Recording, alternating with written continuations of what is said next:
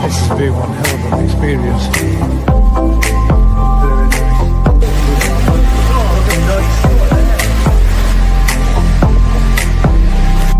Have a look at that.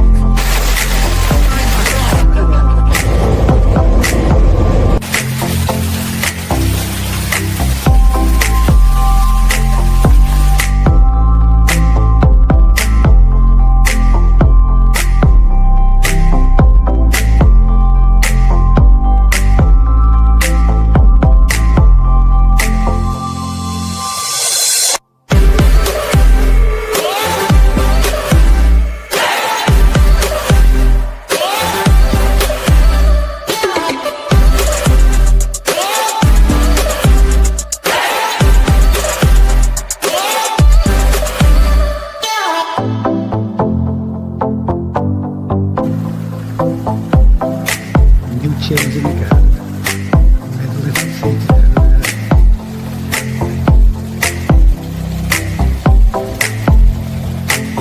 Into the little bush. You can see inside. Enjoy the family.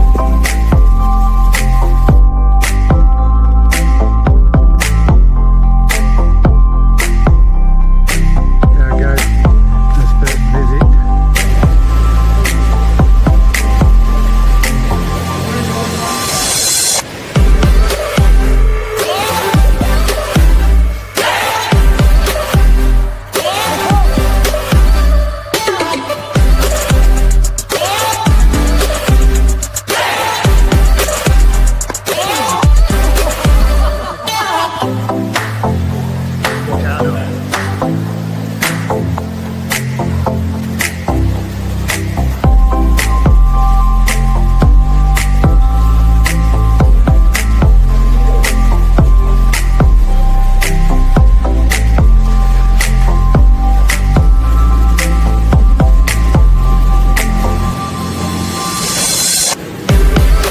Picking up his ticket. Yeah, we're getting a ticket to go back to Tokyo for the night in the hotel. We'll be editing all this to get possible. We do try turning the chills on. We do that last Monday. I'm with a cold sweat. Hot sweat, man. You said this was going on with you. 600 quid, wasn't it? Oh, how much? Hey, oh, did you hear that? No. He said 600. We're having that as a first time thing. 20 seconds. Right, if I bid again, you going to bid any more? He's got that stone cafe 20 is over there. 10, 9, Well done. 5, 4, 3,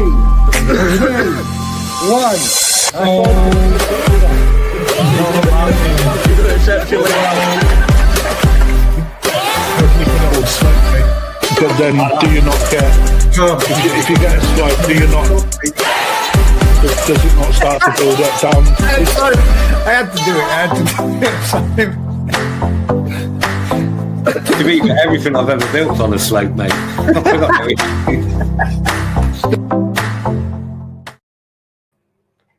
Hey, ups, right. Good evening, mate. Good evening, all, and welcome to this week's GKP Fez Night Live. The sneaky. I would just literally. He's there at bottom bar. He's I was late, literally just about to say he's fecking late, and he's there. He's been Christmas shopping. Like fucking Santa's grotto in there. What's going on? I ain't got no tinsel for near. I've literally come running in the house. I wasn't even looking at the bottom bar, and I thought, where is it? He's late, Rick. He's late, but he's not, so we can't do it. He literally managed to get in just before the credits. Were you running down front door and everything? Yeah, literally. I've literally just ran in the door. But did you have time to pop to newsagents or to local supermarket to pick up a bottle of rum? Ain't gonna last me. Oh shit! Oh well, that's it then. Jobs. He's got loads more bottles. You'll have to pull one out of the sneaky secret stash. Look at that Christmas stuff behind you already. I know. Very festive. I feel like my room's slightly underdressed now. Should have had some tinsley bits and some sparkle and stuff going on. I got tinsel from Halloween still. Yeah, that's one thing though, mate. You do go through the seasons, don't you? You do get involved with them all. You actually do have all the like seasonal scenes going on. Leave there all year. Is that what it is? What a It's a spider. It's a big, massive spider. Oh yeah, you can change that though now. It's the Quite, Christmas and some spider baubles now. off it. Jobs are good. Mate. Right then, what we got tonight then, gents?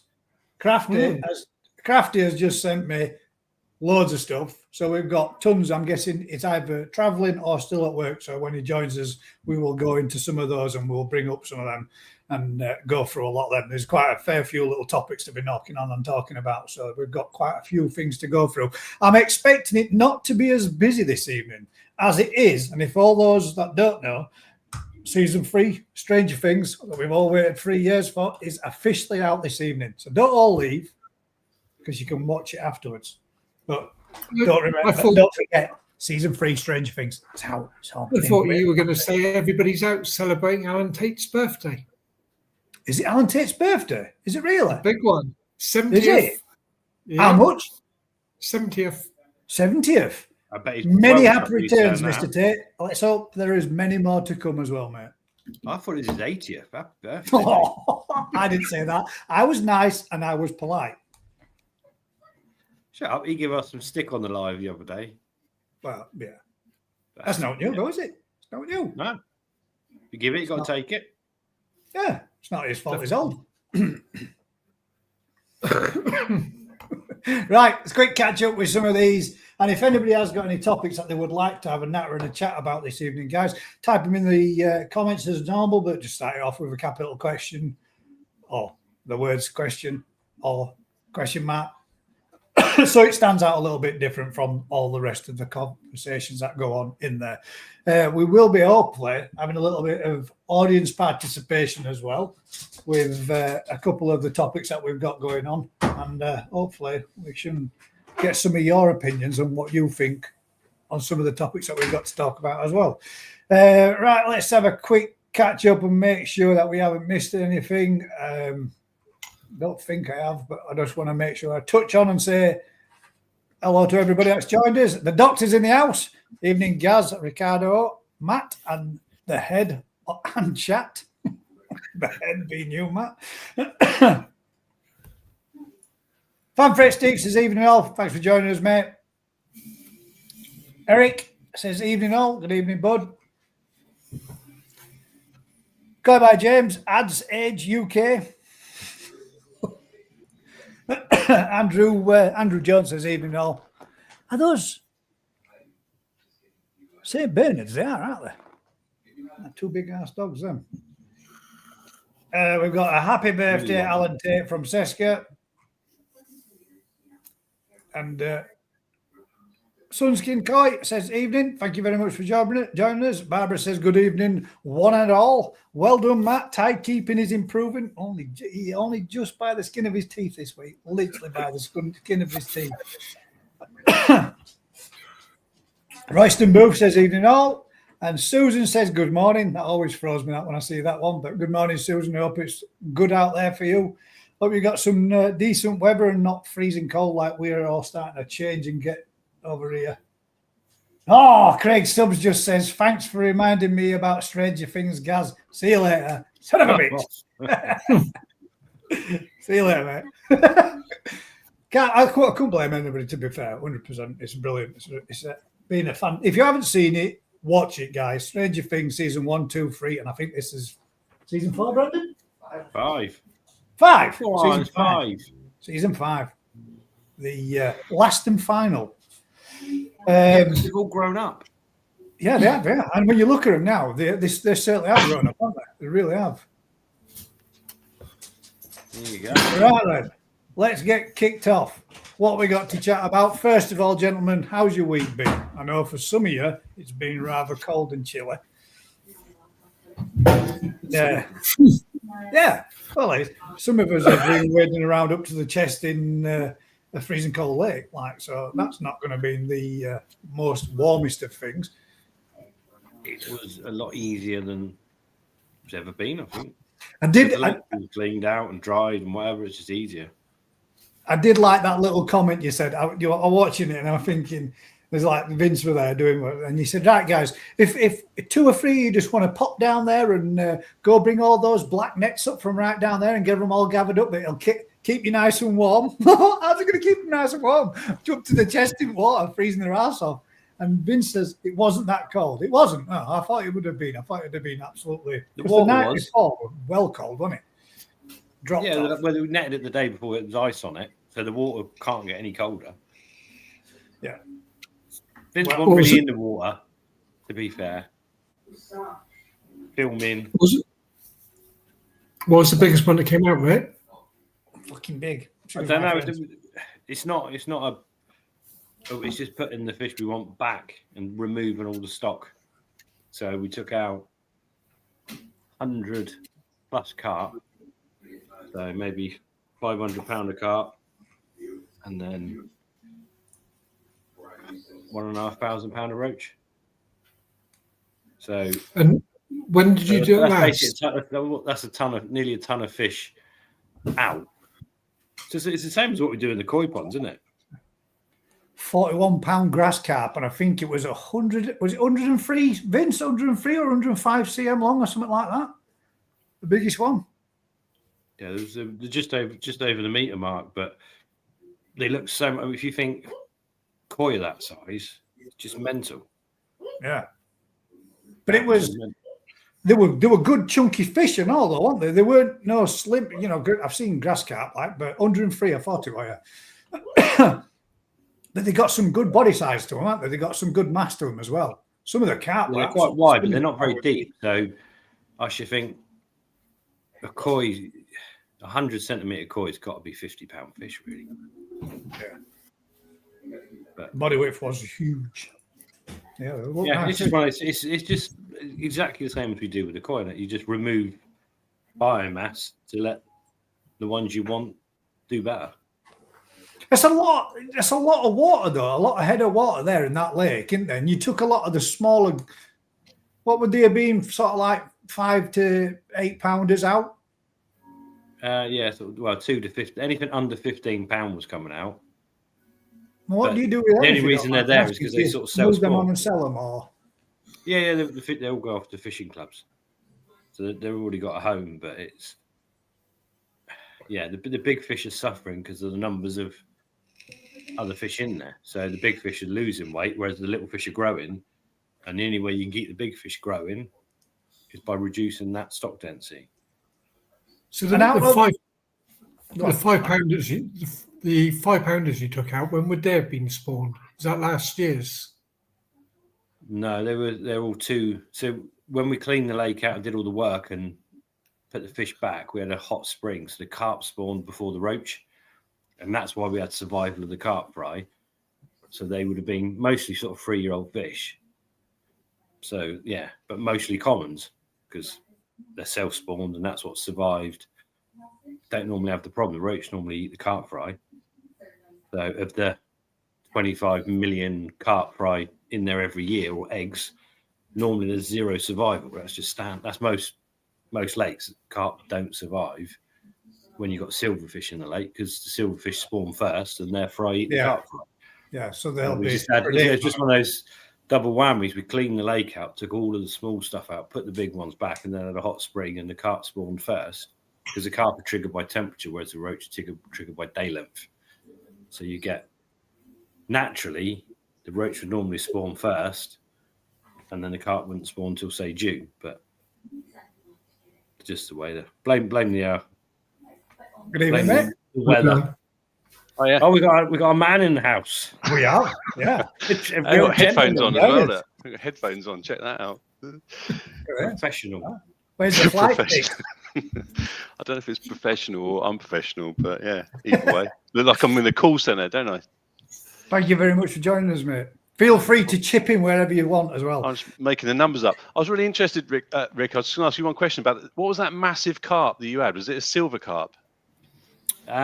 Weird looking monster. It's either a silverhead carp or a bighead carp, but it never gets. It's a plankton eater. Yeah. So it's it's very very cool. feeding. So I think that's over £40. But yeah, it's just a Happy Thanksgiving.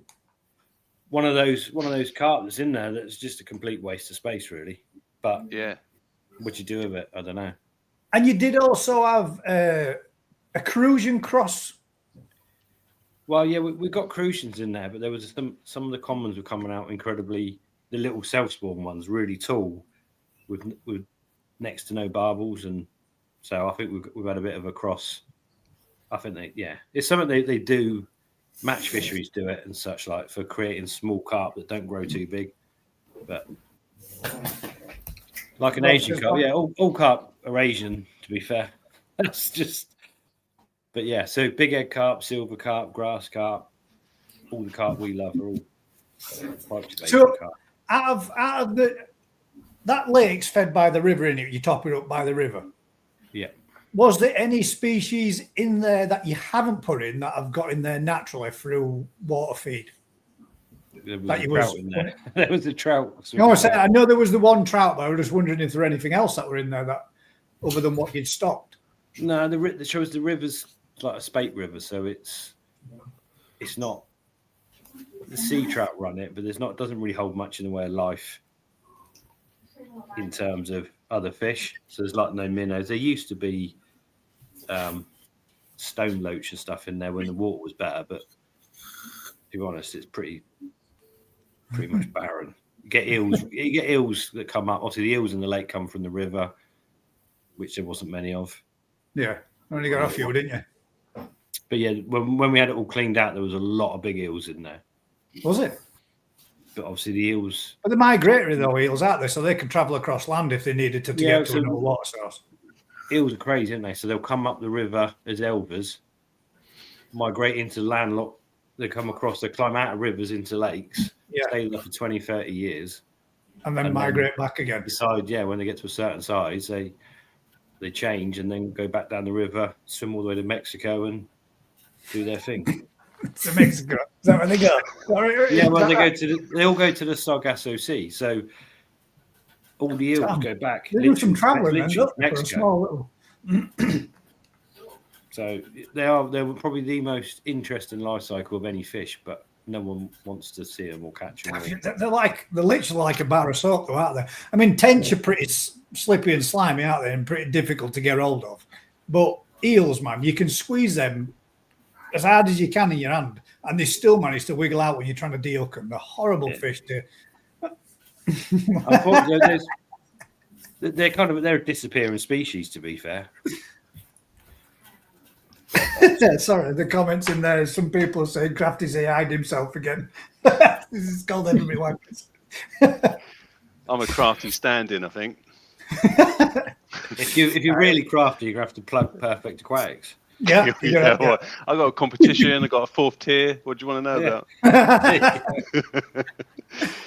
Did you have pumpkin seeds in there, Rick? No, that was part of the reason we cleared it properly. Like when we had it all cleaned out and done and whatever. So the pumpkin seeds had got in there donkeys years ago. And to be honest, I think that the lake's healthier with them in, but because we sell the roach and stuff to clubs, they're non-native species, so it's a pain in the arse. So everyone has to be graded and sorted. So yeah, it's just easier to get a shot of them. But I truly believe that when they were there, the ecosystem was better. But they're a pain because again, they don't grow beyond 5 ounces.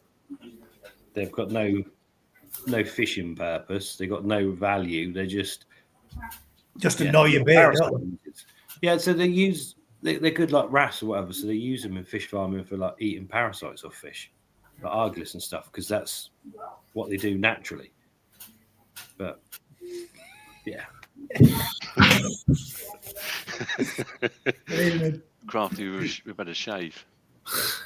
So you had Bernard Cribbins fish in there as well, didn't you? Ooh. Bernard Cribbins. You not know who Bernard Cribbins is? That's like old school. We used to have, over the years, because it's got so many big roach and stuff, like Andy Little, John Wilson, all those kind of people, Danny Fairbra, all the sort of. But yeah, I don't know about Bernard Cribbins. You might have gone beyond my days there. Yeah, no, he's definitely there. He used to go for the perch and the roach. He does the TV, Really? he does Channel 4 TV filming, doesn't he? He's quite famous. Bearded old guy, does all the kind of documentaries on nature. You know, the one that did all the Blue Planet filming used to fish it. Blue Planet. That's David Attenborough, isn't it? Yeah, no, the guy that did the filming all around the world. Oh, you mean right? Actually, the actual the guy that did the filming, not the actual narration. Mine's gone now, but yeah. So he'd spend 6 months in the Arctic filming leopard seals, and then he'd come down fishing our place. Just put in. Why don't you put some jack pike in to sort out the smaller fish, Rick? Because jack pike grow into big pike, and big pike eat the big fish. Then big pike make a lot That's of do mess. pretty much every form of catfish. Yeah. It's about any ecosystem's a balance in it. So if you take the roach out, the carp will spawn successfully, and you'll be overrun with millions of little carp. So by having the roach in there, you stop the carp doing that. But then the roach overrun it. Perch don't eat them. Over the years, we've tried pike, catfish, all sorts of stuff. It just doesn't work particularly well. So, yeah, I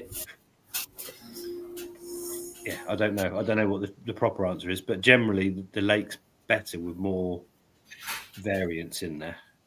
Did you had roach, rudd? You ain't got no bream in there, have you? No, there's no bream in there. There's not really much in the way of rudd anymore, to be fair. But yeah, I don't know. You can't have non-native species if you're selling the fish. That's the problem. So obviously the grass carp don't spawn, so it's only the big ones that are in there. It's everyone's. We manage the lake quite a lot. Most people can't. If you've got a 20-acre gravel pit, you can't drain it and sort them out, can you? It's different. How long does it take to drain down like something like that then, so you can get in as much? I mean, that's not a quick process, or is it a quick process? Have you got like a? It's got bottom drain, it's just literally same principle as square 1, 2, and all the rest of them. Yeah, exactly the same. We just got bottom drains in them, and it takes about a week to knock the water out, as long as it's not raining heavy. And how long will it take to fill it back up then? It'll be filled by about Wednesday. Will it really? So, but we store water in the ponds above. So once we've done what we need to do, we'll pull the plugs on all the ponds above that are already. So you let them all pre-filled. go. Yeah. So it's kind of a planned operation. Might not seem it, but we have planned. Yeah, it's one of those. Without doing it, you wouldn't have the head of. But the big roach weren't there in the numbers they normally are. The cormorants have become such a problem that even in a small lake that's like that, they're still an absolute nightmare. So, how some of these fish, and that's why the fishing clubs keep coming to us every time their fish are sold before we harvest them, because their waters are being absolutely smashed by the cormorants continually. That. They have a match and there's no fish left to catch, so they buy a load more. So, yeah. I haven't watched all the videos and clips and everything that you've done out of it. But how many? You actually if I remember rightly, last year you put a load of fry in there. I know you got the vast majority of them out, but how many did you actually have of koi left over in it because you did put some in there, didn't you? When it was partially empty after we'd dried it and cleaned it, I had one half empty. Yeah. Sealed. So we put 30,000 Sankey fry in there, which we harvested back out. Did you manage? Did you miss? There was probably 1,000 Sankeys in there when we reopened the lake back up, and zero. So there was none. Oh wow! I didn't expect there to be any. They just won't survive in that kind of environment against all the native fish and whatever. Not at that At size. that going for size, their yeah. So first they probably winter. got predated on by something else, or just got out. Yeah, the first winter's so hard for koi. I mean, if you don't heat them, you'll go sank in a world of trouble. So basically, what will probably happen is that those fry, we put 30,000 fish in there, we harvested 30,000 or whatever, there's 1,000 left. We then reintroduced all the carp and stuff back in, and they probably went down with sleeping sickness, followed by being eaten by perch, roach, carp. They've just gone wallop. Take that first bit of cold, and that's the end of them. Would there be any benefit in adding them in there? Let's say if you got your tosai and adding your tosai in there, would that make a more hardier fish being in there with all the naturals as well? Yeah. So you could put a load of asagis in there. Yeah, there was a load of asagis that had escaped from another pond down, and a load of them would survive. But the amount of damage they get from herons and cormorants, and because they're more vibrant, they stand out more to predators. Yeah, it's just not viable in that it's a fishing lake, and carp survive in a fishing lake. Your sort of higher end koi do not want to be in that environment. So yeah, it's just so there might have only been 20 asagis escaped in there and 13 survived, and yet 1,000 sankies, 0. Yeah, it's mad, isn't it? Kind of. Yeah, I wouldn't expect any different, to be fair. God damn, Crafty sent me loads of stuff. Shit, there's a hell of a lot. Right then, let's get into a couple of our topics. This is a bit that if there's anybody that's watching that does participate in a bit of the old koi shows, and I know there are one or two of you out there, what are people feeding and conditioning their koi for koi shows?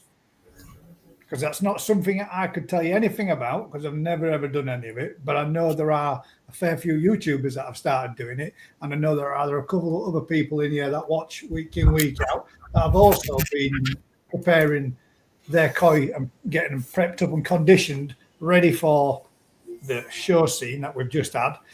What is the products that people are using to do it?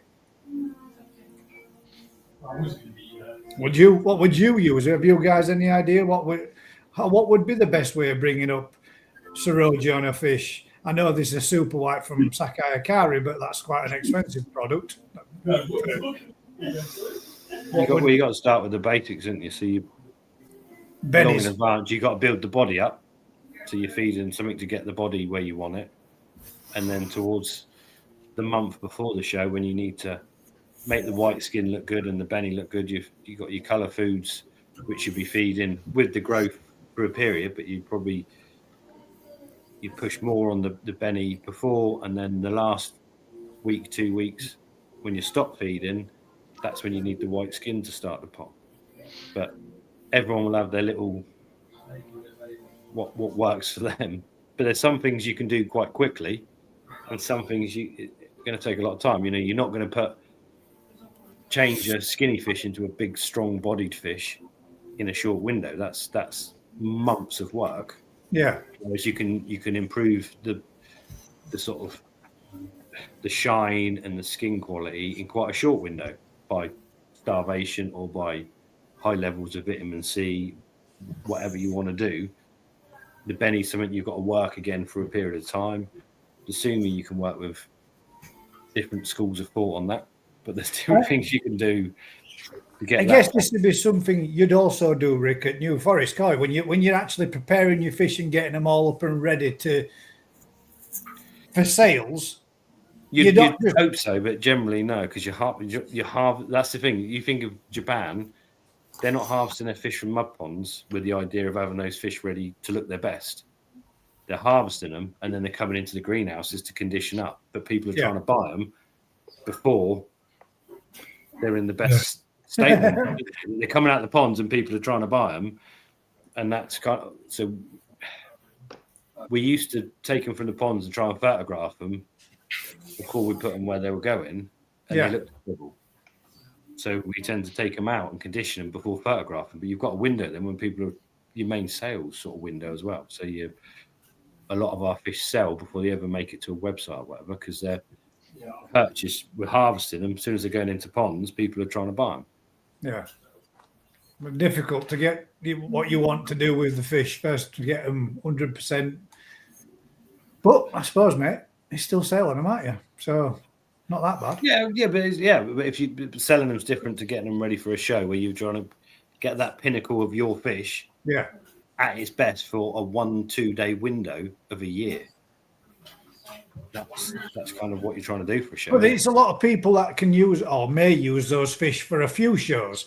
So it's not just that 1 or 2 days, is it? They might have to take those fish away, and then it's the 30-day rule, is it? I think something like that, where they've got the 30-day rule, and then they could probably enter into another one at a later date.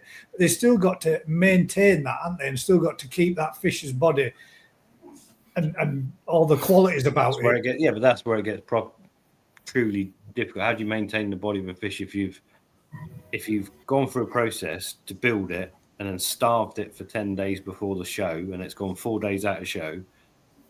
You get it back, you can't suddenly go full ramp on the food again to get it back, to starve it. That's the problem. That's why generally you've got, if you're quite a serious hobbyist, you've probably got one show you're aiming for that particular fish to go to. Some people might have enough fish to go different fish to different shows. Yeah. Do you reckon it's easier to take a fish to a show later in the season or the beginning of the season? Because the National's right at the beginning, isn't it? And when you think about that depends on the size of the fish, the variety of the fish. If you're a heated pond, unheated, there's too many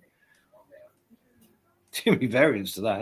I think if you're seriously keen on showing, then really most people are generally heated anyway, aren't they? Because they're keeping that fish in its pinnacle of condition, and they need it to be bob on, and you need that heat to do that, don't you? To get that mass and that growth and that food into them, so that they're hungry enough. And they don't tend to do that through the spring months in an unheated pond because it's not as warm, is it? There's not enough there to get the fish geared up for and switched into feeding to get that mass on.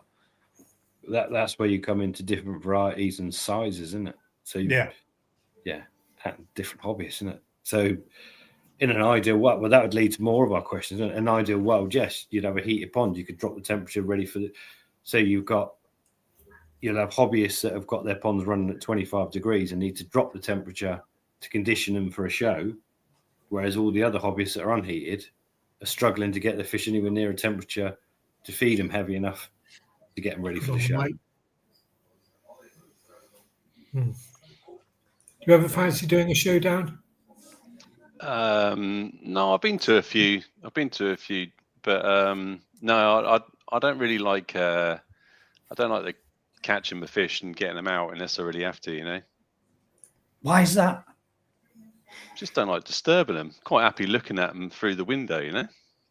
So more of a voyeur. Yeah, right. Yeah. Thanks, Rick. Yeah, definitely. Yeah. Yeah, I think a lot of people are kind of like that, but the more, in a weird way, the more people mess about with their fish, the more calm they are to it. But I've known people that used to catch the fish and bowl them and measure them and photograph them almost weekly, and those fish didn't give a monkeys. You could net them up, put them in the bowl, do whatever, and they'd swim around, still try and eat a bit of food floating in a bowl, and they're not bothered. And yet ponds like that don't get touched, you put a net in there. Yeah, that's when you get a fish that ends up tail walking across and bouncing off of every surface that you can get near. That's the disturbing bit, though. I mean, when we've got one pond at one vat at work, and if you go near that with a net, those fish they'll all clump up in corner and they'll stay at that far right hand side away, and they'll do that for 6 to 8 hours after you've been anywhere near it. They really don't like you going in there. But all other fish that are in the other ponds that get, nets going in there more regular, they really ain't bothered at all. And I've noticed I've been over the last 6 weeks while I were at work and lads were over, Ryan were over in Japan. There were a lot of time there for me to be, spending lunchtime on my own, right? Kind of sitting about and thinking, right, I'm just going to interact with these fish a little bit while I'm having a look. Start catching them up and having a look. No, not so much netting them up, but just literally getting more hands-on with the fish and being, feeding them while I was sat there having my sandwich or whatever. I'd just be sat there messing around with those chags. And I got to the point where if I go near that pond with a net, the fish disperse and swim away. But if I go near that pond with my hand, I can pick up the fish and take them straight out of water and put them in a bowl. And they're not bothered. They're not bothered by my hands being in there. But if you put a net in there, boof, they're all off. They're dispersed away from it because they're not used to seeing it. But I agree, Rick. The more that you interact with them, the more that you get involved with them, the more that you do, whether it be a net, whether it be, socking them up, putting them in a bowl, having a measure of them. I've seen it when we've done it with fish and we've been getting them ready for photographing. And those fish that we've used and interacted with more than the other stuff, Andy came past and we're just throwing a few pellets on, and these were in a little bit of bowl, a bowl with a little bit of sedate in there to keep them calm for photographs, and they were popping up and eating the food in the bowl. They weren't bothered at all. They were literally just feeding off of it as they were going.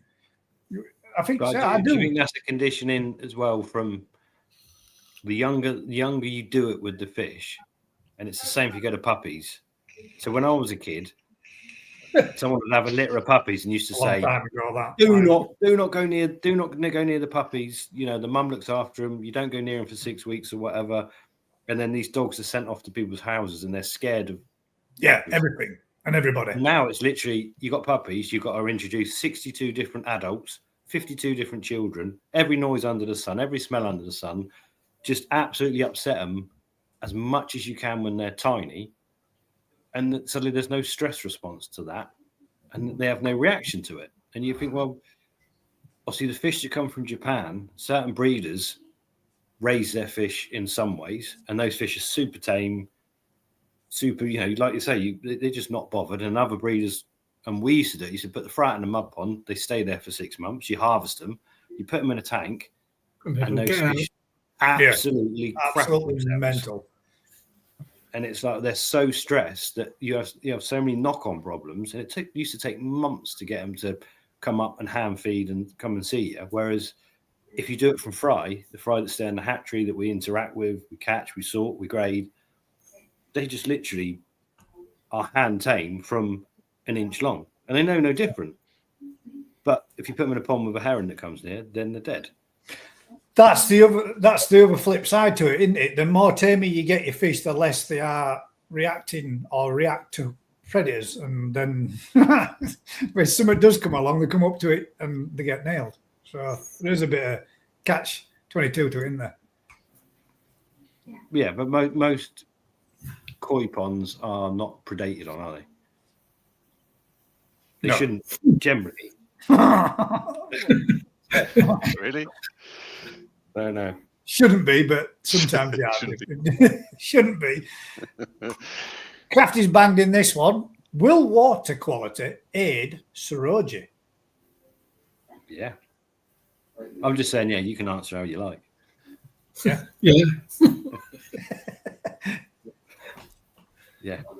Yeah, but to be fair, it's you base your own, isn't it? If your water's bad, your Saroji's going to be shit. If the food's bad, if the fish is everything in that environment, it's going to affect that more noticeably than any other colour, isn't it? If white's a colour, it could be a colour. So there we go, Crafter. Yes, it will. These are going to be some quick, easy, simple questions. Here we go, Matt. Quick one from you. Quick one for you. Question, Matt. Have you bought anything from Narita's auctions? No. That was another quick question. My intention is in February we're going back over to Japan and we'll do all our purchases face on. Face on, hands on. Hands on. This one then. Right. Crafter. Again, I'm hoping that he's going to come and participate in some of these. Is he just type as quick as he can? Someone's called his replacement's better looking. Someone has called him a troll, which I thought was a bit harsh. I think it was Susan, he looks like one. Yeah. Will I male can't be or mean to female Crafty, koi? mate. He's been good. He's been good to me this week. He's Crafty always has. good to me. Yeah, he put me in touch. He said we're doing another food trial, so he's put me in touch with EA, and they want to be involved. Oh, sweet. So we'll Happy sort that days. out. With Right, what then we're his gonna do. question is, will male or female koi show different skin qualities at the same age? I'm not going to answer because you'll just copy me. So Well, I'm going to say they'll definitely, female fish will show different qualities to a male fish at the same age. A female fish will look more better than what a male fish would do. more better. Better. Is it I true? think I heard- a male fish take longer to develop the same sort of qualities in colour and pattern than what a female fish does. That's my guess. We're not guessing. We're the experts. Well, I'm not. No, that has never ever come out of my mouth at all, ever. All right. You're Are we gonna- answering questions that Crafty doesn't know the answer to? This is what you normally do, Matt. You're this always is typing this this is what happens when you all start googling the question. Yeah. Talk about Google. There's a good What we're one. missing here. Was Is- thought we were The talking question about is, skin at what qualities. age? What? Well, they don't show any difference in skin qualities at a month old, male and female, and they don't show any difference at 6 months old. But they might show a difference at a year old. So we're technically right. But that's the difference, isn't it? There is a difference as they become what they are. A male and a female fish of a month old has no. You couldn't look at the skin quality You of a couldn't- month yeah, old and you fly couldn't go, really well, that's male, identify that's one. female. Yeah. But generally, the males develop much faster. Or is it the males develop faster? The Crap. males develop faster, so the skin pigment, skin color, body shape, all those tend to look better in males earlier, so they will be look different to females. So you could be led down the path of picking the lesser looking fish as your females, but you just might be picking a crap male. So we're saying then that when, like, say, a Sankey shower, that you have a perfect little toe side that is got all the sumi, all the benny, everything is just pucker, and he's only 16, 20 cm. Is the likelihood then that that's going to be a male? Generally, yeah. As a rough rule of thumb, don't take that, but yeah, generally, if you pick the more finished, developed fish earlier, they would always turn out male. Is that right? Yeah. the males have a bit more yellow as well. Is the Saroji more yellow on a Yeah, male? is Is there, that true? yeah, like in the Yeah, head they area. do tend Is to there any get truth more- to that? Yeah, 100%. As it's being bred out of them, but a male shiro, male shower, yeah, the skin, the white, especially around the head, the thickness. There's certain aspects that are just obviously male, but darker, early developing benny, big shoulders, developed sumi is all male traits. All right. So yeah, Shit. here at series we used to do here at series, and you could literally those with good sumi at a small size were all male. Done. It was just no. It's just one of those things you could just almost harvest upon and go male, and you grow them out and you go, oh, they're all male. So that kind of worked or didn't work. So there's certain skin traits that will, but again, different bloodlines, and it's being bred out of fish as well. So the body, the way males used to look has changed with some farms where they're picking bigger, stronger fish as parents rather than there used to be a time where the big fish was the female and the males were the little pretty pattern fish, and the farmers would go, oh, yeah, the male puts in the pretty pattern and the female puts in the body. The shape. body. Yeah.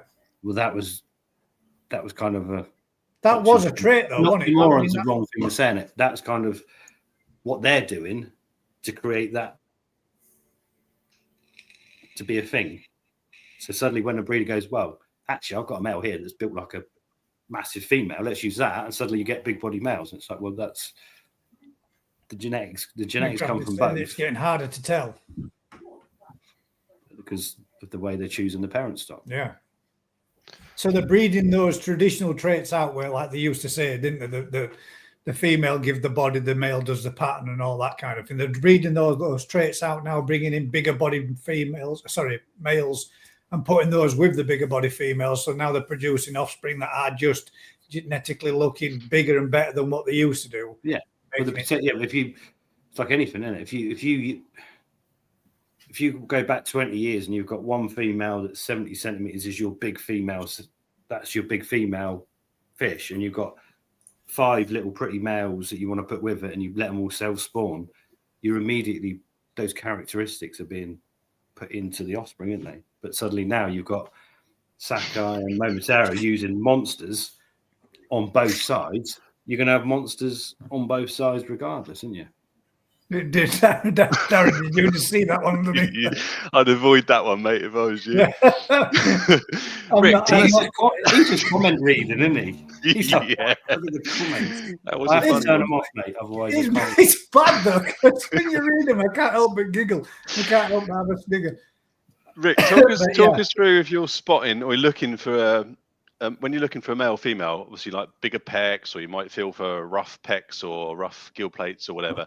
But is there a season in which it's easier, or a time of the year when it's easier to feel whether they're male or female on the bumps and that kind of stuff? Humps and bumps. Yeah, spring is your time to. If you just watch fish, generally they will tell you what they are, even if you're not sure. Just the behaviour. The males driving the females. Just that sort of. When you put some food in, quite often a male will. It's coming up for food. It will also, have a cheeky side eye and a nudge at a female. That's just sort of nature's behaving it. So regardless, it's quite obvious. The body shapes, the pec shapes, the head, everything about them gives you an idea. But there's so many indicators. But you can feel the gill plates in springtime, can't you, on a male, and down from behind the gill plates down the lateral of the body, you feel like a rough sandpapery type feeling, can't you? It's weird. It's not consistent. So we'll have some males you can literally pick up like. And they don't show any of those. Yeah, they're like when you pick up a dogfish, they are just rough and you could grab it. And others are still smooth. It's not 100%. But they normally have a thickening on the lead ray of the pectorals as well. Yeah, the tubercles come up round the face, round the pecs, and through down the flanks of the body. But it's not a male that generally is like that. But you get other males that are a bit. I want to say limp-wristed, but that's probably pieces. You get some males that just don't really get that involved and are not that into it. But is that more of a case of they just... God, there's no easy way. It's one of those. So not really all that keen, not really all that interested. Yeah. So if we put 10 males and 6 females in a pond, and we're going to split them up and do whatever we're doing with the eggs and the milk, you'll find that there's a couple of males in there that are like males that are just, they are on it. And there'll be other males in there that just stand back and just almost a bit like the bit of voyeurism. They're just watching this. And they'll have, obviously, if that's the fish you want to use, you take it out and anaesthetize it. The hormones are there and they'll have milk. But in the natural world, that fish is not going to pass on its genetics. But that would be what would make those a weaker fish, wouldn't they? Those fish would eventually dwindle out. Yeah, but what makes it so? Yeah, but it's not necessarily a weaker fish. It's a fish that's not got perhaps a sexual drive. Yeah, that's what nature's way of procreate in. But no koi. There is no koi that will outcompete a normal carp in any way, shape, or form. You put a normal carp in there, and they will beast everything. Like Randy Ray and not interested Norman. Yeah. Koi literally. What are you saying? Matt, you've been involved in farming all your life, and you've got a turkey. You've got turkey you want to breed. I didn't know where that was going then for a minute. Do it, didn't they? Yeah, it's weird. even today. So I seen 2 deer that was in the field, and literally we couldn't get them to stop. And it was a female that was walking on quite happily, Good evening, but the male just break. There's 2 of them. Yes, fucking hell. look at that. Reading. He's not even listening. He can't even hear us. He doesn't even know he's live yet, does he? Good evening, mate. Welcome to the live show, Crafty. Thank you. Sorry, man. I had the YouTube playing at the same time, so it sounded a bit like Klingon. Good evening, gentlemen. Matt was just talking about 2 deer having sex. Yeah, Matt was just going to basically Such give a us pervert, mate. He's such a pervert, mate. You do see it, even like, say, with the lions in Africa, you see that there'll be the big old lion that just wants to run the pride, and then there'll be the sneaky devils in the background, normally aka Rick, that would just slip in on the side. And have a quickie. Rick is a bit of a snake, isn't he, Rick? Oh my god. You mean those that So don't he's want not there, I'll to, be those right. that don't want to bring up the children? There's those that are just like drop a seed and off they go. Well, done. That's me. Got what I wanted. Ta-da. Mate. I would say, Darren, you do look a little bit like me, and it's weird. It's a younger It's version. freaking you out. Brothers for another mother. He's embraced the baldness though. Crafty's gone. Mate, I've still got that forehead muff. Yeah, just you're take it off, still mate. in denial, kind Get of. it gone.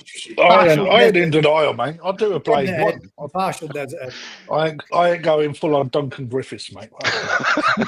No, Apparently, it's a new I form. don't know. Good you, I wasn't it? made the name. Yeah, that's it. Yeah. Me to you. Swimmer. Yeah, him. It's a new form of sexual harassment, isn't it, to call a man bald? You're not allowed to do Really? it no more, apparently. Crafty is Robocop. Sorry, Crafty and Darren, but you're both. But you laughing? Bald as a coot. So anyway, some Oh, it's a males are less challenge. randy than others. You still strip them though, Rick? I'm always stripping, mate. You're still working at that club, Rick. See, when you're breeding the fish, there's a particular pairing you want, isn't it? And if Yeah. your male's not that interested, it's still the fish you want to put in there, isn't it? Is it? Well, yeah. Because if it's got the best body, best Shiroji, best Benny, all the things you want. But aren't you weak? If that fish is not interested in spawning and breeding, is that the right thing to be? Right. Don't take this the wrong way, everybody. Don't take this the wrong way, right? But if you get a gene pool and the gene pool has got one person or one individual that can't have or can't sire, and They then can. Well, they you can. That's the manipulate it. But if it doesn't naturally want to do, or do, It will does do. do, If you took away all the cameras and everyone else, it'd probably have a go. But it's just is that what it is? It's shy. Yeah, it's one of those things, isn't it? That fish could be a lot stronger genetically than one that's shagging its nuts off. Well, Doesn't maybe it's not. necessarily Though. mean How do you know if it is? you don't. Yeah, you're picking the fish that you I want. suppose that's a bit like playing. It's like playing God, so to speak. But you've got to do that if you want to develop and change things, aren't you? So that's the beauty of doing what you're doing to develop breeds and different types and varieties and such. If that were never done in all, we wouldn't have any of what we've got now, would we? Yeah. Does it all revert back to Macasio Ogons and then plain old carp? Yeah. That's what they- What's that? So yeah, someone said that Andy from Koi Lifestyle, if we got him on here, he'd look like you, Gaz, and then everyone would be really Absolutely confused. fucking no chance. I have actually been mistaken for him. It's true. He It's looks not like true. you. It don't, hang about it. No, it's not. It's just nothing. What are you biting for, Gus? I get fucking double shotgunned all night long. You don't see me going like that. Oh, God. Crafty's been ripped into in the comments some way back. Constantly. Body shape and Yeah, everything. Tell you what, it's a good job I've got thick skin. Oh dear. Does Andy look like Gaz, or does Gaz look like Andy? Good question. Who came first? Sorry. Was it a race? I didn't know we were competing. This went off topic. pretty Don't rapid. knock it till you've tried it, guys. Every day's a school day. No, it has been mentioned before. I actually got mistaken as him at a koi show, and a gentleman walked up to me and said, "No, don't go sticking your camera in any vats." And I'm like, "Wrong channel, mate. It's not me." Oh, that was the first time I went to the what was it? National. No, it weren't the National. It was Great the one at British. Newark. The one at Newark, yeah. And Great I'm like, British. I didn't even. It's not even me. Oh, Does just look like he's had a hard paper on, though, to be fair. yeah, I did have an hard paper round. I did a Sunday one as well. Yeah, me too, in the shopping trolley. I swear to God, mate, that bag was that heavy. My dad used to drive me around, and I just used to grab paper out of the car. I used to have to push a Even shopping pick trolley myself around up. with I him. was only like 10-year-old at the time. But let's talk. Younger koi. than Gaz. You can feck off and all, man. Andy's definitely older than me, 100%. Don't know if he is, actually. Andy's 58, younger than Gaz. Oh, my God, it's getting worse. Yeah, he's retired, isn't he? He's got to be 50. He has just retired, hasn't he? I think he has, yeah. But has he him took on it. early retirement and said, sod it? He had 75, I'm not being mate. funny. When he came to ours, he gave me some bread cake things. What did you think? I think they're nice, mate. Then. Oh, mate, no. You didn't like them, did you? Bit of cheese and bacon. Oh, Yeah, they're I not mean, good. they're proper nice. They are good. I've had them. I like them. He slept in his van the night before. So what? They gave you some cheese and bacon. No, it's some oatcake bread things. Okay, I tried them, but, mate. They're not for me. Derbyshire delicacies or something. I don't know. Yeah, they're nice. But yeah. Anyway, yeah, he's definitely younger than you guys. He's 58, mate. Peace off. You're the same age as me, mate. You can't say no. Right, let's have a look at them then. Let's have a look at this. New Forest Koi. What's one of the things you would... Right, this is a question for us all. But you can all go first. But you go first. No, Why not? because I'm the host and it's me reading out the question, so I get My to choose. football, is it? Yeah. My football. Yeah, if you don't like it, I'm taking it home. What's one thing you would change about your koi keeping if money no object, and you've got a list? Heat I pond. put a list in to trigger some ideas, but there's more Yeah. to it than that. Do you want me to read out the list? And this is so it's trigger ideas for heat your pond, feed the best possible food, have a bigger pond, have a better filter system, know everything about koi, have a window in your pond, or anything else. There we go. Just one thing. All of them. You can only, change one thing, otherwise If you money was change. no object, so to speak, what would you change? I'll tell you what then, let's see what the people watching give for each person. So for Crafty, what would everybody think that Crafty would do with his pond? Rendering. Rendering. No, it's been done. It's been done a long time. No. It's been a long time. It's been done 4 months. It took 5 I years. did our Ben come up and render the pond 4 months ago. 5 months ago. 5 months ago. Oh, that's ages. What the way that you're fucking monitoring it, Cass, it's a bit weird. He knows to the day it was a Tuesday. Money's no object. Go on then. What would you do, Matt? I bet every single one of you would. I know all of you would know my answer to that one. If I could I do reckon anything you'd with probably my get pond, what would it be? Improve your filtration with an extra. Make it shallower. Smaller. Matt's got to be the only person that could have make my pond shallower, a bit smaller, a bit shallower. He actually decreases the volume of it. Why would you make it smaller if money were no object? So you can catch them. That's a good point. Yeah, well, yeah, It's still going to cost a bomb, though, isn't it, to raise it 2 foot? yeah. No, it Yeah, isn't. but You just I knock the don't- top layer of blocks off and it's shallower. Yeah. Well, I did try saying that. Colin said there. If I'll tell you, I'll tell you what. If money were no object, first of all, I would move my pond to a newer garden of a different fucking house, and I'd have myself. Well, hang on, you can only have one, No. so that Well, means you there you wouldn't go get then. to see your fish. You Or donate anything- your fish hang pond on, to it someone says there, else.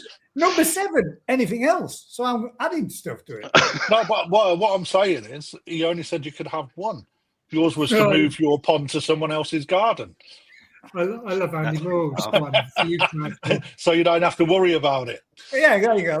That's fair just enough, where isn't my it? pond keeping shit off. It That's really what is, Alan isn't it? Tate does, mate. It's got to be good for Yeah, anyone there you else. go. isn't See, I have a sponsor to look after my pond for me.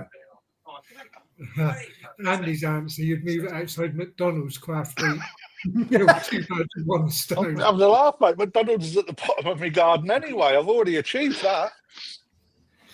Let it Got a count. hole in the fence. McDonald's just at the bottom of the garden, isn't it? It is. It literally He's is. got a So drive Matt- through, he's got a feed through. Every time he feeds a fish, he gets a burger. Mate, I've got one of them tunnel things that's like I ring a bell and then the serving hatch opens. And there it is. I'm done with Yeah, I would have done, yeah. it. So Matt got it wrong and I got it wrong. I don't know how you managed to get, if money's no object, your own question wrong. But so go on then, Darren. What would you? I would build another pond. I'd have a second pond. What with all the stuff you didn't get right first? Yeah. All the crap in one and then start again. No, I would do a second pond because I just think I'd like to split them out a lot more, have different varieties and different ponds. That'd be interesting. Huh? Craft it? It's one of, it's What would one of you those do? things that everyone that comes to shop goes, "Oh, I wish I'd made my pond bigger. Oh, I wish I'd had this filtration. I wish I had heat, and I wish I had a cover." Everyone comes in with one thing they want, but I don't I've know. actually got a better idea for mine. A bank balance that would suit my pond. That's what I'd have. But money's no object, so you could Yeah. Yeah. But that's what I'd have. I'd just take the money. Thanks. you just take the money. I'll just I have wouldn't the even cash. phone a friend. I'm just taking the money. I'm Yeah, done. just take the money. Sorry. For about you, Kraft, what would you do? Yeah, I'd go a lot longer. Kel's like, really? I'd build a pond. I'd build a pond that suits developing strength and body. That's what I would do. It's Do you like think a koi are like a reflection of ourselves?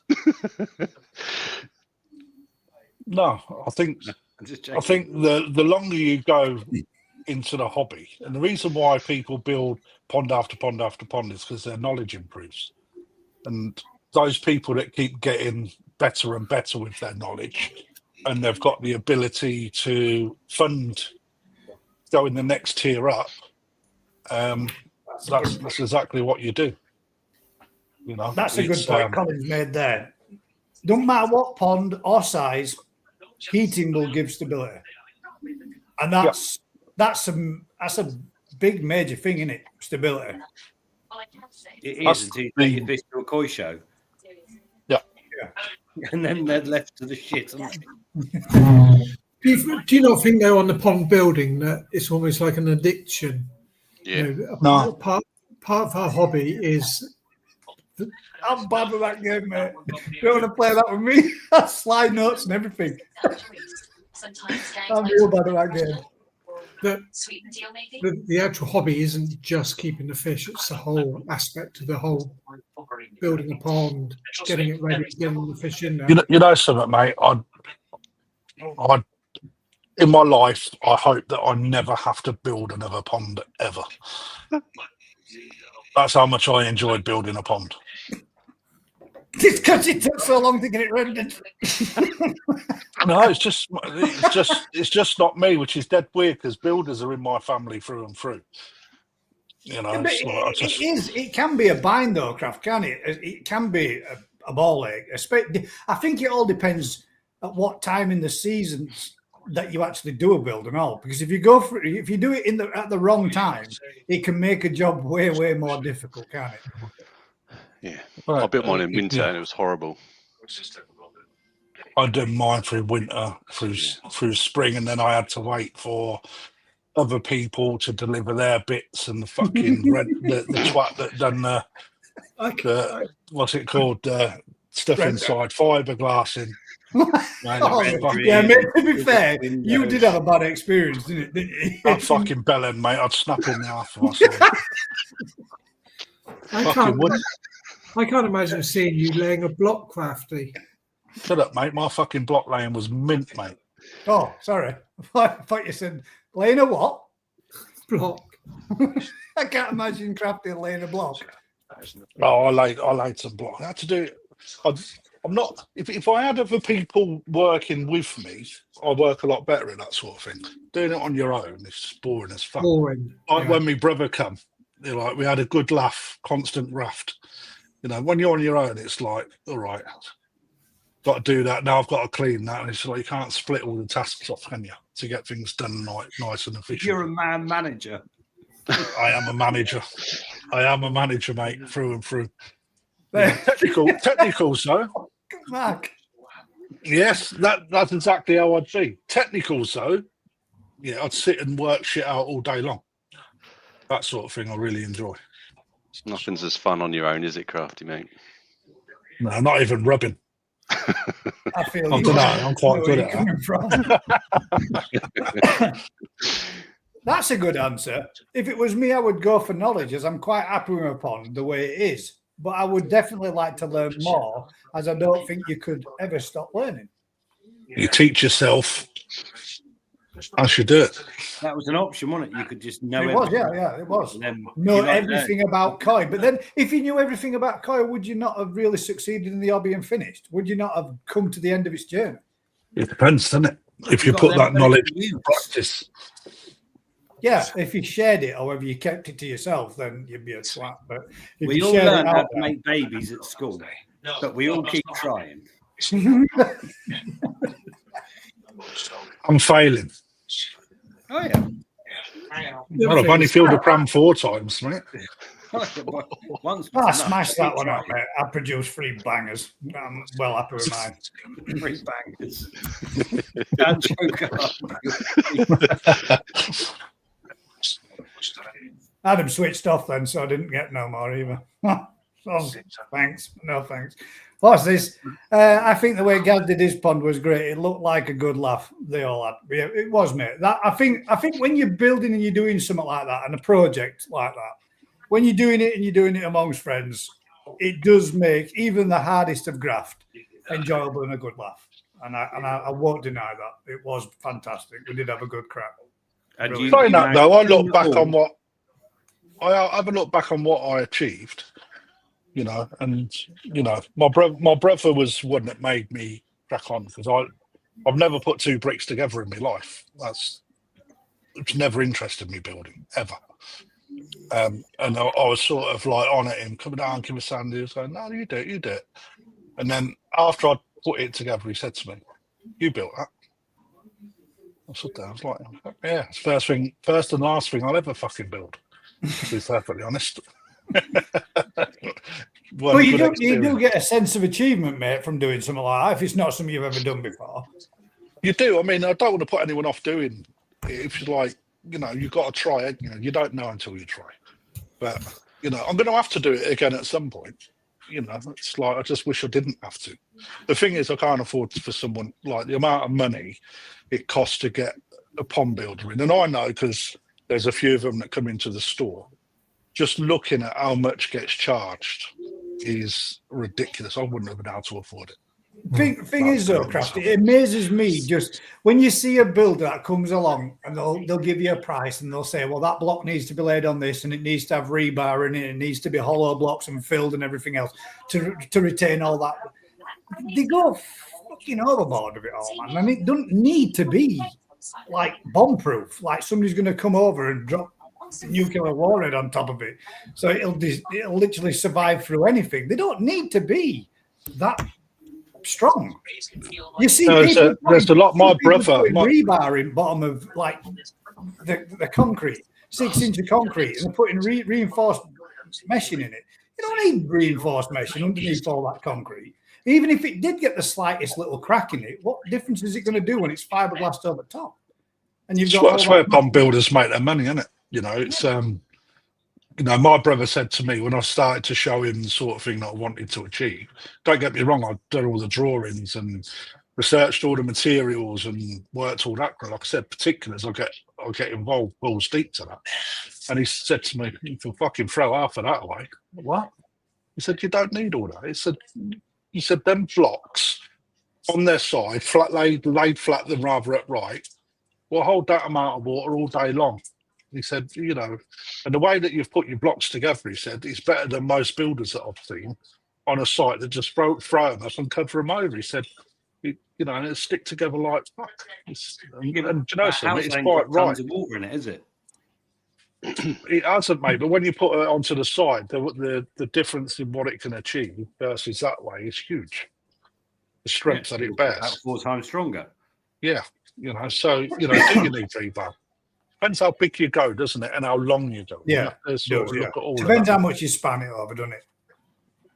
You know. Do you need hollow blocks filled with concrete and rod bars going down? That's what I'm meaning. Yeah, I mean, a lot of builders would say that you definitely need that type of level to do it. But if you look at a lot of where they build ponds over in states, they just use those blocks that they just stack on top of each other, and they don't even have any gobbo in between them at all. Nothing.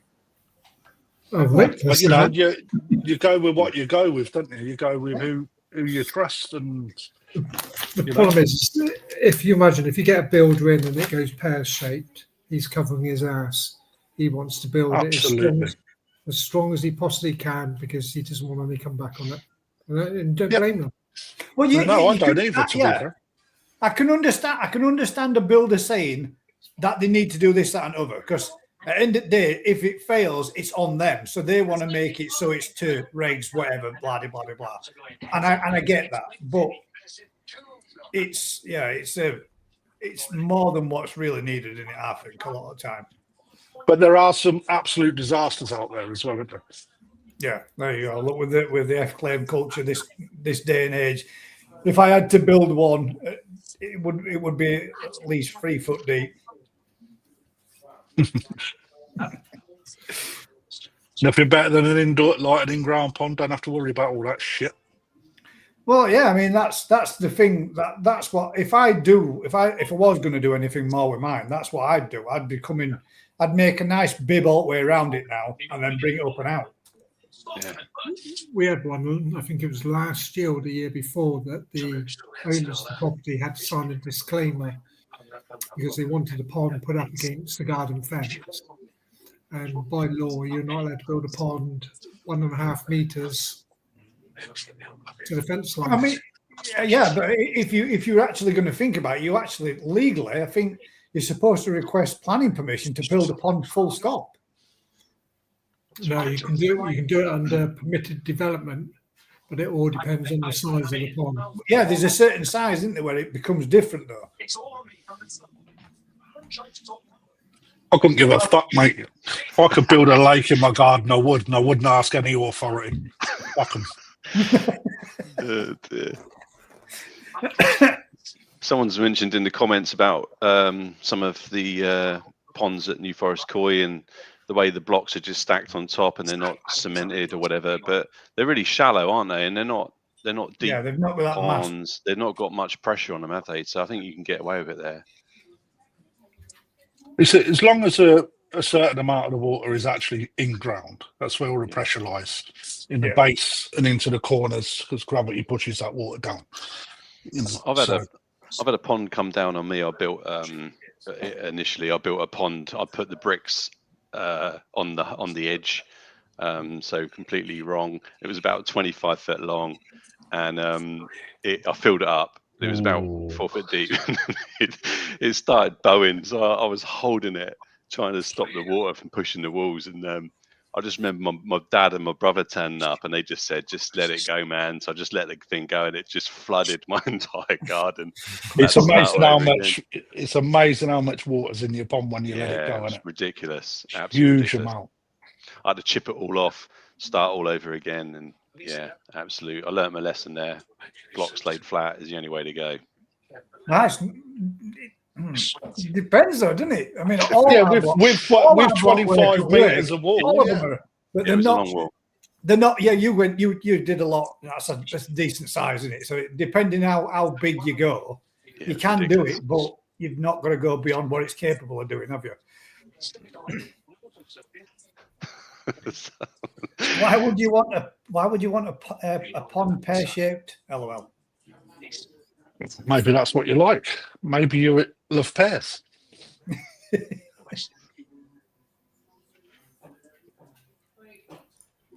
Colin says, "I feel like flying to Just- Lanzarote listening to Darren." Thanks, mate. Is it the headset? Yeah. Sorry about that, Colin. I'm just used to wearing it, mate. So I just stuck it on. It's the easy option. Right then. Yeah, So that mate, let's see if we can make ourselves look even. We'll be landing in half an hour. Yeah, this is your captain speaking. Right then, Darren. We've got some questions for you, mate. For And me viewers' or from me? questions. From down. From me. Yes, from you. Dan, it'd be good to I tell think- us how you actually, what your experience was. Yeah, okay, yeah, I can talk that over.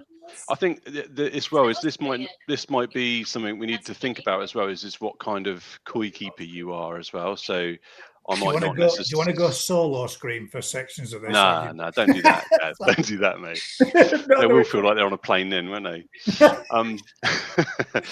So I like buying small fish and then growing them on. That's just the way it is for me. So I think there's risks within that. And I'm at the start of a new pond setup. So I've had fish for a long time, but I've now got a new pond. So I've been buying lots of little fish and then growing them on. So I might be different to most people that already have an established pond with bigger fish. So that needs to be bear in mind. And I think probably what I was doing is buying lots of little fish from a few different places. And I came a cropper. I put a fish in and into my quarantine system, and it affected the whole tank. And ultimately, I just got left with this one fish that I had put in a couple of days before. And then I quickly realised I had sleeping sickness, or I'd brought sleeping sickness into my quarantine system. So I think I just became quite aware of sleeping sickness. I'd never known about it before. So I'd had a break of about 10 years from the hobby. So coming back into it, I didn't really know anything about sleeping sickness. I had quite a good knowledge of koi diseases and treatments, but that one caught me right off. I didn't know what it was. I chucked loads of different chemicals and treatment in there to try and deal with it, but it just made no difference at all. So I was at a complete loss. And I popped into a koi shop and he said, I think it was probably viral, probably sleeping sickness. So I think when I started to tank back up again, I bought some more fish. I was just really aware of it, and I wanted to just bring it to people's attention. But it is still quite a controversial subject, and it's still quite a lively debate, I think. So I wasn't expecting some of the comments that came about from putting the video up on YouTube. But it's people's livelihoods as well, right? So for dealers and breeders, it's really important. And I think I just wanted to bring the conversation up and then show people what it looked like. So if they got it, they could try and deal with it, because I think it's really easy to actually treat it if you know what it is and you spot it early. And the second time I had it, I knew I was probably going to get it. I had everything ready to go, all the salt, I had the heat, or the ability to heat. And this time around, it's been quite smooth sailing. And I suppose just an educational piece for me, that if you do it right, if you know it's going to happen and you adjust to it, and you treat it correctly, it shouldn't really cause you too many problems. So I just wanted to share that experience around sleeping sickness. Did you get some? That's the best way of putting it. Constructive criticism or real negative feedback from your videos?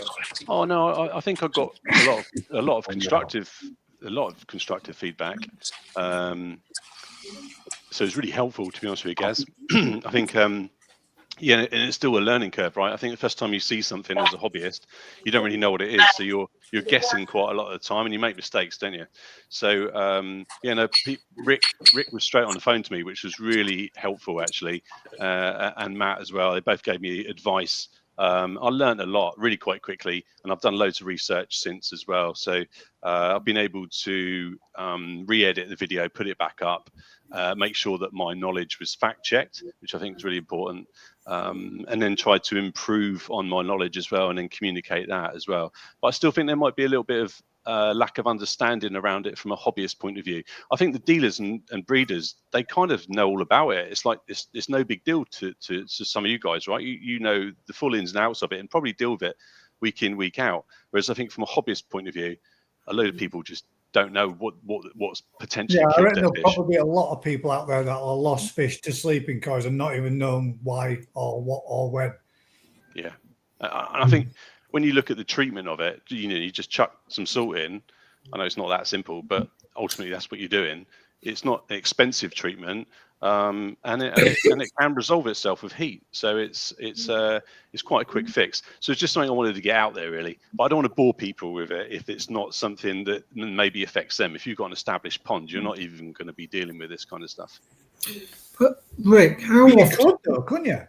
If you've got an established pond and you potentially, if you bring another fish in or stock into your pond, that's naive and not being exposed to it, then you could have that situation happen. And it does happen, doesn't it? Not everybody's got a quarantine pond. A lot of people still go through the trusted dealer or whatever. But if they saw a fish that was somewhere else that they'd not normally been to, picked up that fish and thought, you know what, I'll just chance it. There is that chance it's going to happen. I think Darren, I think you put a comment somewhere on that, was definitely when you're buying the fish, you've got to ask that question. Certainly on the younger fish, have they been put through it? Because if you don't, then you're going to end up with problems. And I was thinking about it today with the fry that you sell, Rick, sorry. How often would you get normally people come back 6 months later and go, they all grew lovely and I've chucked them all in the pond and they've all died? Yeah.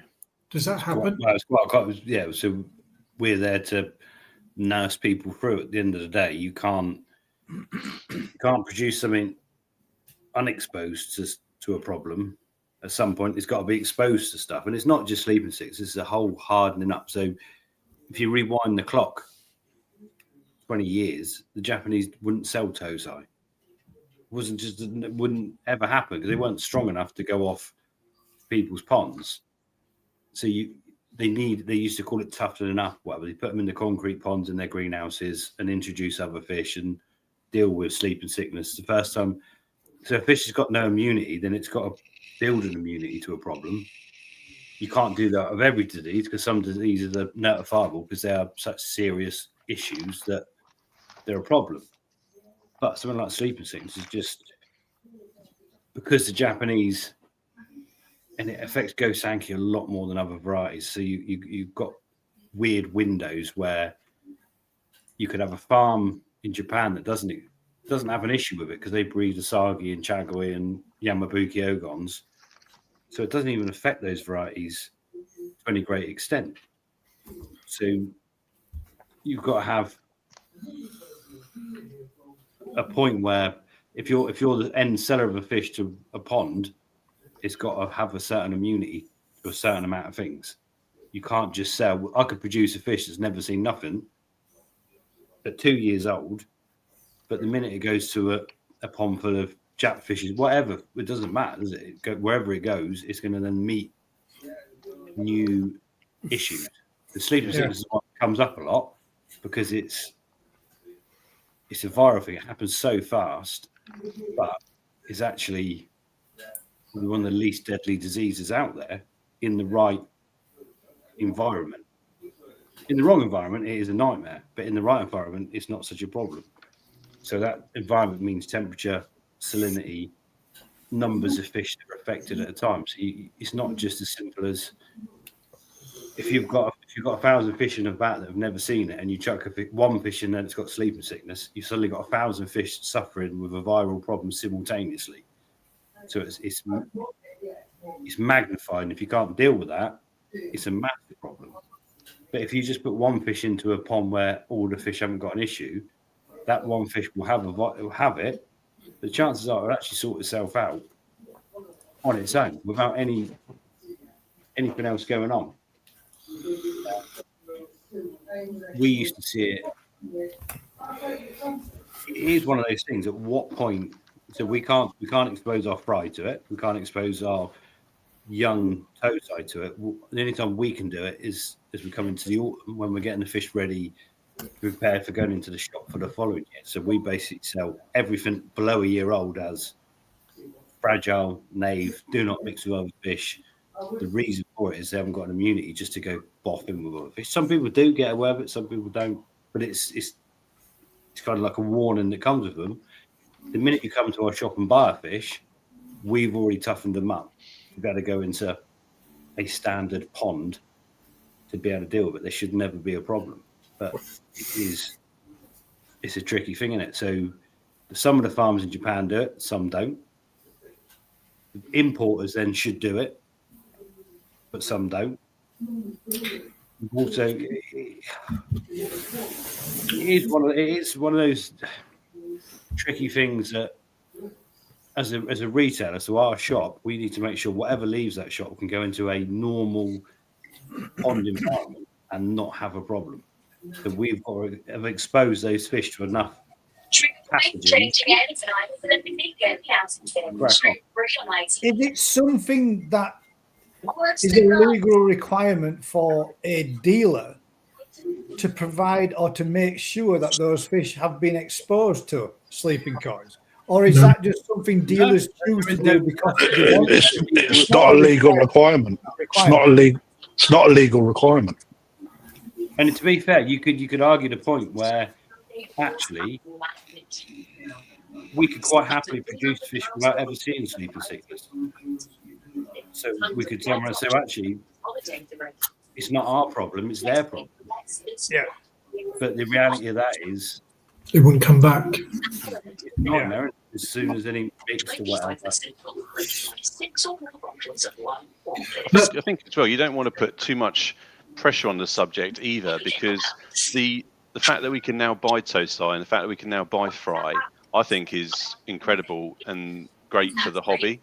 So you almost don't want to highlight it too much, because you don't want to stop that ability to be able to buy those fish, because that's a really unique experience for a lot of koi keepers now. It's just, I think, probably the understanding around it, and then knowing when is best to expose them to it, maybe what age would be a good time or what size. Again, that's something that really should be done by your dealer where possible. So, for us coming, so Rick's already touched on it, with the dealers out in Japan, some dealers will already harden their fish up to being exposed into sleeping sickness, some won't.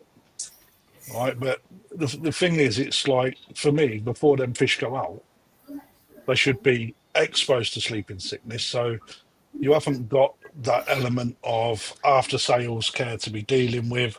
The fact that you've got a load of fish coming back because they're not people are not equipped like you are now with regards to dealing with the sleeping sickness saga. There shouldn't be many people out there that deal with sleeping sickness if they was to choose to buy Japanese koi from the right places. With regards to what Rick does, it's a little bit of a different scenario, because his fish are going out as fry.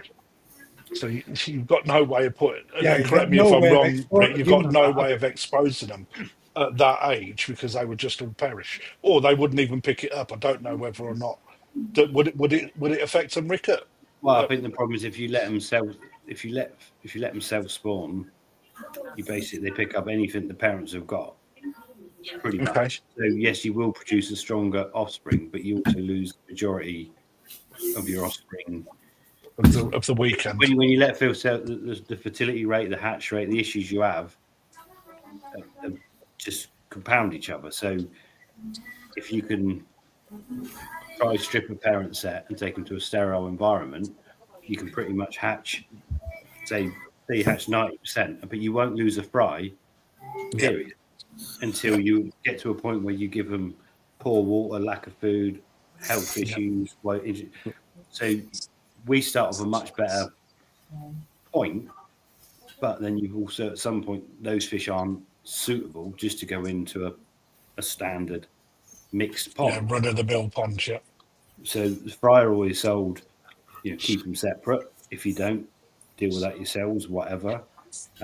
And you can guarantee that if you keep them separate, you don't have any issues. But at some point, they've got to be mixed. So when you mix them, the older the fish are, the better. The warmer the fish are, the better. The more understanding, if you can salt them, the better. And the varieties. Yeah. Some varieties just don't have the same issues because they're naturally stronger. That's true.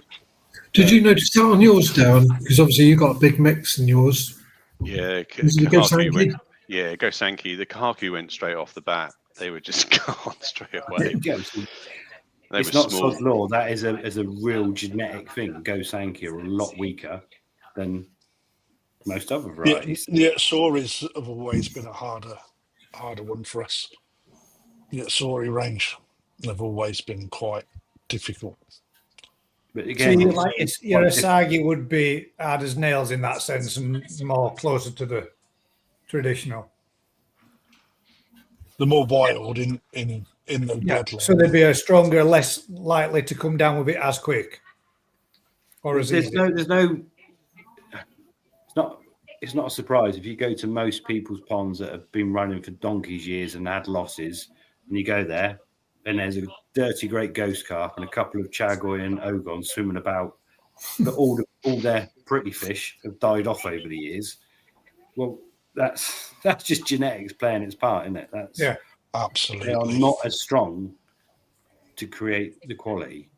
A showline Labrador is not as strong as a normal mongrel.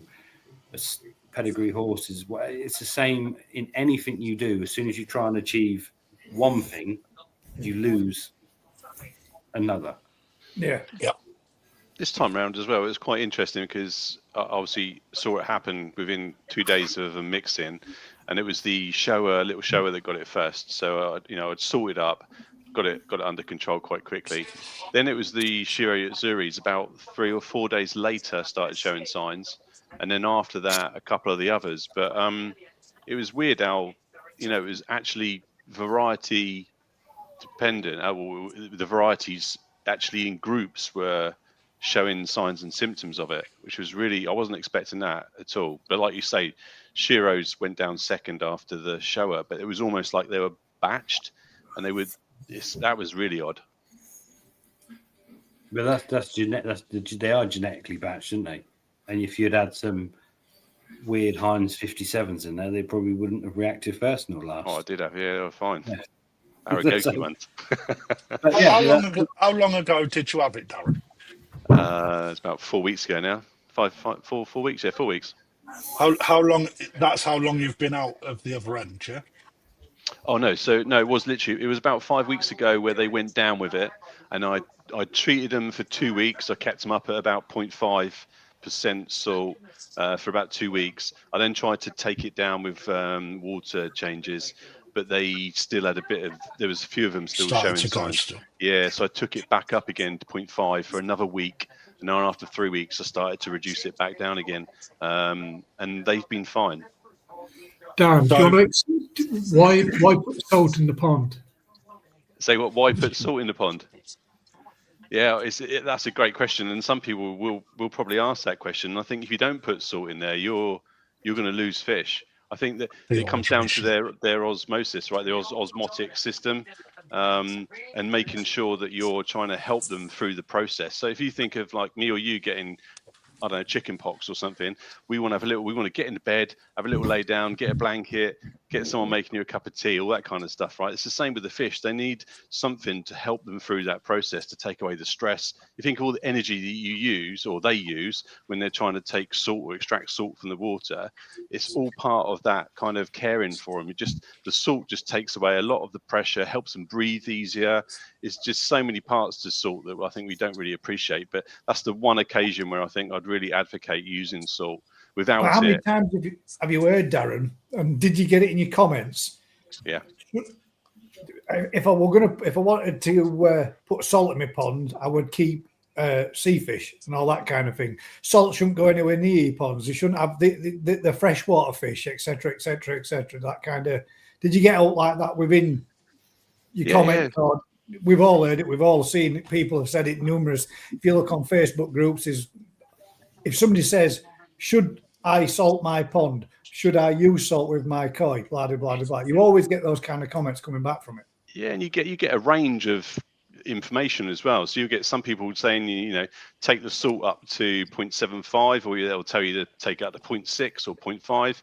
And I think that's where you need to use your own kind of information, use your own kind of sense and feel on it, and work out what's going to work for you. I think if you load straight up at 0.75, you've got nowhere else to go after that. So I don't think, but that's the difference, right, Gary? There's loads of different information out there, and I think that's one thing that'd be quite nice to get someone to explain their approach to it, rather than just go and bang straight in all at 0.75. The reason you go straight in at 0.6, 0.7 is that is the fish's salinity. So you're just literally balancing the fish with the water. There is no difference. And in Japan, it used to be a guy used to go around and literally taste the water. I can taste it.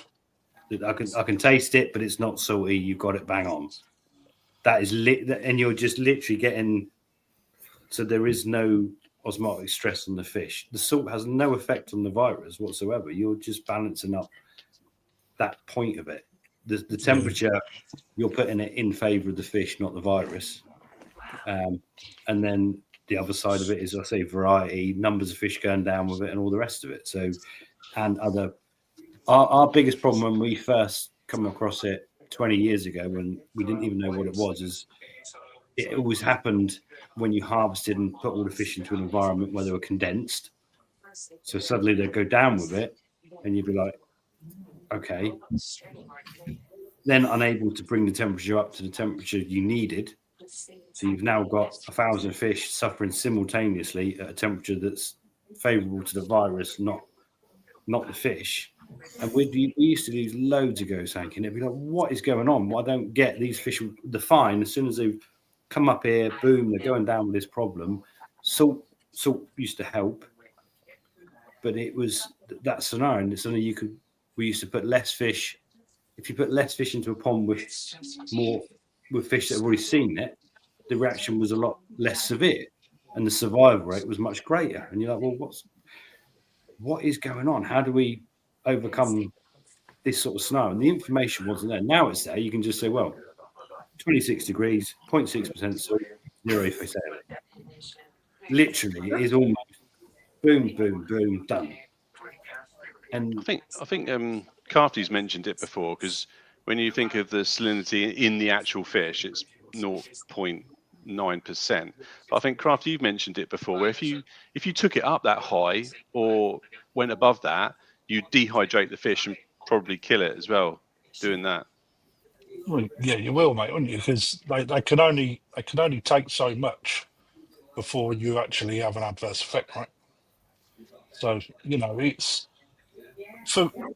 for me. I think that you're one of a minority of people actually that sort of go through it. I believe it's something I think that is mainly seen through koi dealers rather than hobbyists, because of what dealers are putting themselves through. I understand yours is coming from a little bit of a different sort of scenario with regards to buying small fish, etc. Yeah. But a majority of them, the biggest problem with sleeping sickness is people not having the ability to heat their ponds. That's the biggest problem. It's like, I've certainly been there as a hobbyist when again you come across it, but I then look back at where I bought them fish from and realise that it wasn't particularly somebody that knew what they was doing, and those fish were not from Japan. Not that I'm saying that was the issue, but it was part of the issue without a shadow of a doubt when you do your reverse your root cause analysis into where things go wrong. The thing for me learning is what the fish look like when you get them out the other side. Yeah. Skinny. And that a lot of people don't realise that without the right, and you will probably now start to see what dealers go through from the experience that you've got with when your fish come out of sleeping sickness. If you've hit it hard, if you've hit it a little bit too late, or they've caught you off guard, or they've picked up that virus and it's been super bad, like it's hit them so hard so quick that you literally had no reaction time to seeing that happen. Yeah. And it can be that quick as well, can't it, Crafter? It really can. Hours. Yeah. It's out when they come out the other side to a point where they're that emaciated that you can't do nothing else with them. However, sometimes it's just down to that fish just not being strong enough, and you can lose a fair few through it as well, but that's what the dealers go through, so you guys don't have to, and that's what people should be doing as dealers. So, if you bought a Japanese fish that went down with sleeping disease, it'd be a pretty poor show, wouldn't it? Yes, it would. It Real would. bad. And I'm not saying that if dealers choose not to do it, then it's up to them. Like I say, it's no legal requirement. It's up to them how they deal with their customer aftercare. As long as they're transparent and understanding or whatever, then I think that's enough. Personally, however, it's you shouldn't be looking to if you know what fish need in order to go out to be healthy and whatnot in customers' ponds. I still don't think there's an excuse that you shouldn't be doing it. Personally, There's not, but to play devil's advocate, you could but say, not for someone like yourself. I'm on about solely those imported fish from Japan. Yeah, but to play, but you could also say that we could produce a fish that is as clean and as healthy as any koi could ever be, and you could put it into an environment where it would live 100 years old and be absolutely never a problem. But if you were to buy a fish from Japan where they're doing it, it would cause a problem to that fish. And I get 100% get that you have to go with the majority, and that's virtually every pond has got either Japanese koi in it or fish that have seen X amount of issues. So you have to produce a fish that's tough enough to go into that environment. But I mean, there's always going to be an instance where something doesn't work right. You're never going to tick all the boxes, are you? But as long as the majority are strong enough, you're going to have that odd one. And it really shouldn't be a lot. Is it possible with, let's say you've got a batch of, like us, we get in batches of varieties. We get mixed batches crafted, don't you? You'll get a mix of. Is it possible for some of those fish, when exposed, and you see some of them starting with it, and you wait for them all to start showing signs, and then you into the treatment? Is it possible for a fish in that lot, or more than one fish in that lot, to not actually show any signs of coming down with it, so not necessarily go through it and actually get it when it goes out to a pond? Is it possible to expose them all? That's what I'm saying. Or are some of them stronger than others and not come down with it, and you've cured the majority, and you think that you've cured them all because you're assuming that they've all come down with sleeping sickness, and then they go out to a client, and then that 1% of them out of the batch actually comes down with it because they're exposed to them there again in a different pond environment. I wouldn't have thought so because it is a virus, isn't it? So, but not all of us are susceptible to the same virus. There's surely that. I mean, I'll ask and get a cold, but I can sit in the living room and not catch a cold. But then 2 weeks down the line or 3 months down the line, I'll catch a cold from somebody else. But I can sit in an house with everybody else that might get a cold, and I don't get that particular one, but it doesn't give it me. So you see that, 100%. You see that issue. So you've got different regimes of it, ain't you? So imagine you've got some breeders that won't even contemplate trying to deal with it until the fish are absolutely suffering big time, and they feel they get a stronger immune response. So if they let the fish suffer to a point, most people wouldn't, before raising the temperature and adding the salt, you get a much stronger fish on the other side. Yeah. Whereas if you go in with the temperature salt too early, some fish will never experience it because it's kind of it's sort of fake They've not, treatment. they've not rolled. That's what I mean. Like you're saying with the mixed varieties, you've got different varieties in there. You've got, Kahaku, Showa, Sankey, Kiyotsuris, and you've got them all as a mixed batch. Kajaku's a lot. And you start seeing some of them starting to roll, and you think, right, okay, at what point do you think with a mixed batch do you start treating? When they've all showing size? No, because some of them won't show. That's the issue. Because in a mixed issue. A lot of varieties signs and won't even if you let it run its course with no intervention from yourself. A lot of those varieties would be absolutely happy as a Larry. Yep. Whereas others would be dying. See, what you can't let all your Showas and Kahakus in that batch die because your Ogons and Kajakus haven't actually rolled over yet or whatever. You've got to be.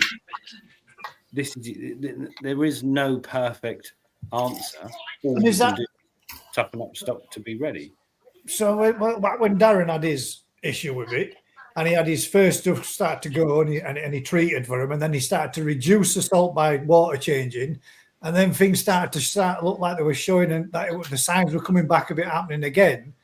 Are those the stocks that are a little bit more hardier than catching it through at a later date and having to increase it and start over? You'll probably find that they're the ones that find it harder to recover from it. This is the thing. Bearing in mind, you're bringing the environment up to the level where the fish is comfortable and dealing with it. When you start bringing them temperatures down, start reducing that salt level, you're changing that environment to where that immune system is not being able to cope. So you start to see the signs coming back again. That's how I gauge it in my head. I mean, Rick's more of an expert in this. I just look at the fish and let the fish tell me what they're doing and then act accordingly. But in my head, that is, it could be that they've had it later and they've still not had the full course of recovery. But for me, I think it's harder to dictate when they catch it, and easier to understand that they're not fully through that recovery process. But the minute you've got mixed, so if you've got mixed batches, you're already in a zone of you've got to do what's best for the majority, not the minority, or the first ones or whatever. And you've also got, so if we've got a bunch of Sankies all from the same parents, so genetically got the same weaknesses and strengths. But if you're buying in fish from Ovican that's got Sankies and 20 different parent sets, you might have a whole range of strengths and weaknesses amongst them. So it's all you can do is toughen them up to be ready as best you can and know that they've got no issue and should be good to go wherever. But you can't guarantee that because the stress of Ezra. The stress of Ezra. Doing my head in. The stress of putting a fish in a bag, the temperature change when it's going into a new environment, picking up different strains of other stuff. And you've got to remember that they're also susceptible to a whole multitude of parasites, bacteria, fungal problems, sleeping sicknesses. Just part of it. And there's many strains of it, but you've got all the other plethora of stuff going on. So it's not... I mean, I had it on the shipment in February, Gaz, where I'm not going to mention the breeder because in case people jump on the breeder thinking it's an issue and it's not. But I had a set of fish that was sent over that was clearly from two different spawns. Same variety, but clearly you can just tell by the body conformation, the patterns, the size of the fish, the development, where they are in their development levels, that there was clearly two different spawns. Right, so one was younger than the other. All right, so when you're going through certain areas, it was very difficult to be able to put your finger on the pulse of what the right course of treatment or conditions it were to deal with the issues that you were seeing, because the age of the fish really played a big part of it. Some of them were showing doing stuff, and others weren't. That were obviously Yeah, it was a learning curve for me. Some again that's aided my experience, but there was it becomes one of them things where it becomes a problem after a problem after a problem, just simply because they were 10 cm fish, and 10 cm fish are by harder to look after than some of the 15, 20 cm fish that we're getting because I've already been exposed to so much. It's like their ability and strengths are worlds apart, which was Stronger where it immune started to. systems, being older bodied, bigger, healthier fish as well. I mean, yeah, from the experience I had with that set, I mean, I'm not saying it's going to happen again, or if it did happen again, it might be a completely different kettle of fish. It's down, like Rick says, variety, breeder. Otsuka is one of the worst for sleeping sickness. And you'll find that when we start getting the toes eye over in February. Like they they're just evil sleeping sickness, mate. Where some come over, and you can tell that they've been, some of them you can tell have actually been through sleeping sickness sort of exposure and been brought out of it. Some that I've just had in a few weeks ago I already knew had been put through the sleeping sickness cycle. They actually went through two bouts. But then when I got them back in the UK, you can see a few of them still starting to turn over when I put the stress fishing. So again, it's just about monitoring it and being able to bring it out. And for me, as a dealer, that's what we've got to do before them fish go on soil. It's the whole point of a quarantine period. If you're doing your own quarantine, like buying fry from Rick or small fish from Rick, and then putting them into a mixed pond where you've already got Japanese koi, etc., you're going to also potentially, maybe, have to deal with that. And that's where I think that Darren finds himself, if I'm perfectly honest. Just quickly, so we can ask, because I don't want to miss. I hate missing out people's questions. Gary's asked us there: unheated ponds with these quick temperature changes, are they more susceptible to diseases like carp pox, etc.? Yes. Well, carp pox. So carp pox comes out in a temperature range. Okay. Yeah. So again, But carp pox it is a virus. Virus, It's a isn't virus. it? Which is It's something not, that will spread to a fish regardless of well, temperature. if it's in your water source, in your water source, right? The thing is, again, it's all about the immune system. It works not exactly the same way, but it works in the same sort of boat as how you treat sleeping sickness, right? You That's why expose them to fish. you allow the immune system to build to it so that they then become carriers for life. It's the same with carp pox. The problem is that some fish will have a harder time with carp pox than others, and then generally as that fish grows up, 3 years in, you'll see potentially very small amount or none. Some fish will never ever rid it. It will disappear in the warmer months merely because that virus is not at its peak outside of a certain temperature. It's basically suppressed. When them temperatures come down, that's when that virus basically goes, look at me, I'm here. Yeah. I had a chag that was evil with it. I called it Toxic because it looked like one of the cartoon characters from Toxic Rangers. Like fuzz or like that. So that's now living in the university. The colder the water temperatures, the lower the immune system, the more Right. likely and susceptible to infection and diseases.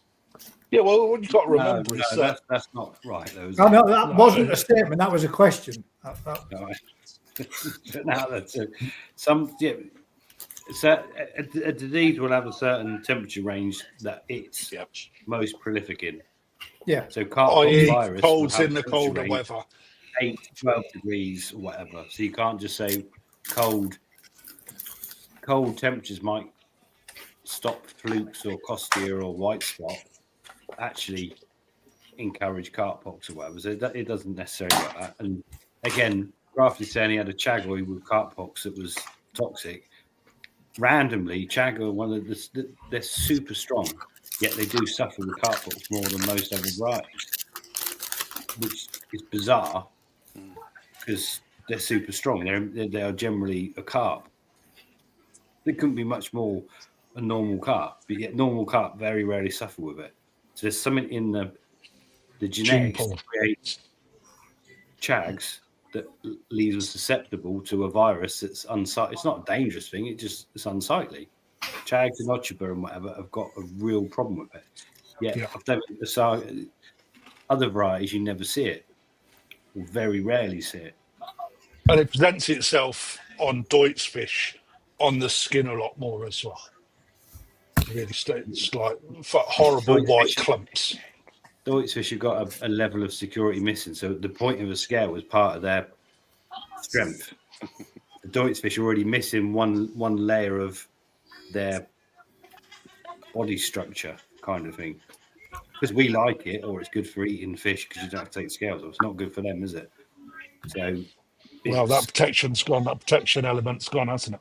You see, white spot tends to be a much bigger problem with Deutsch fish than it does with Absolutely. Yeah. And it's got to be easier to penetrate into the skin, dermis, epidermis for white spot than it.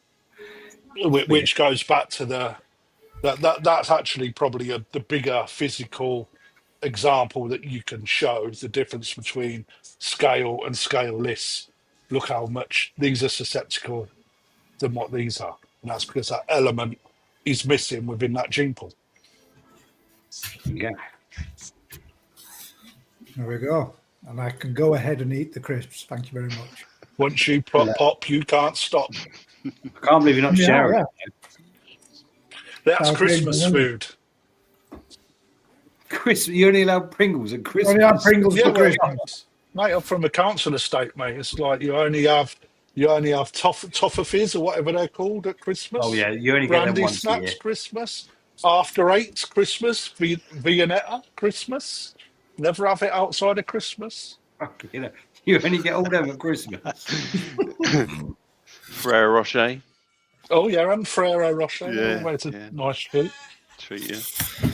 What do they call those Ludwigscots? What do they call those?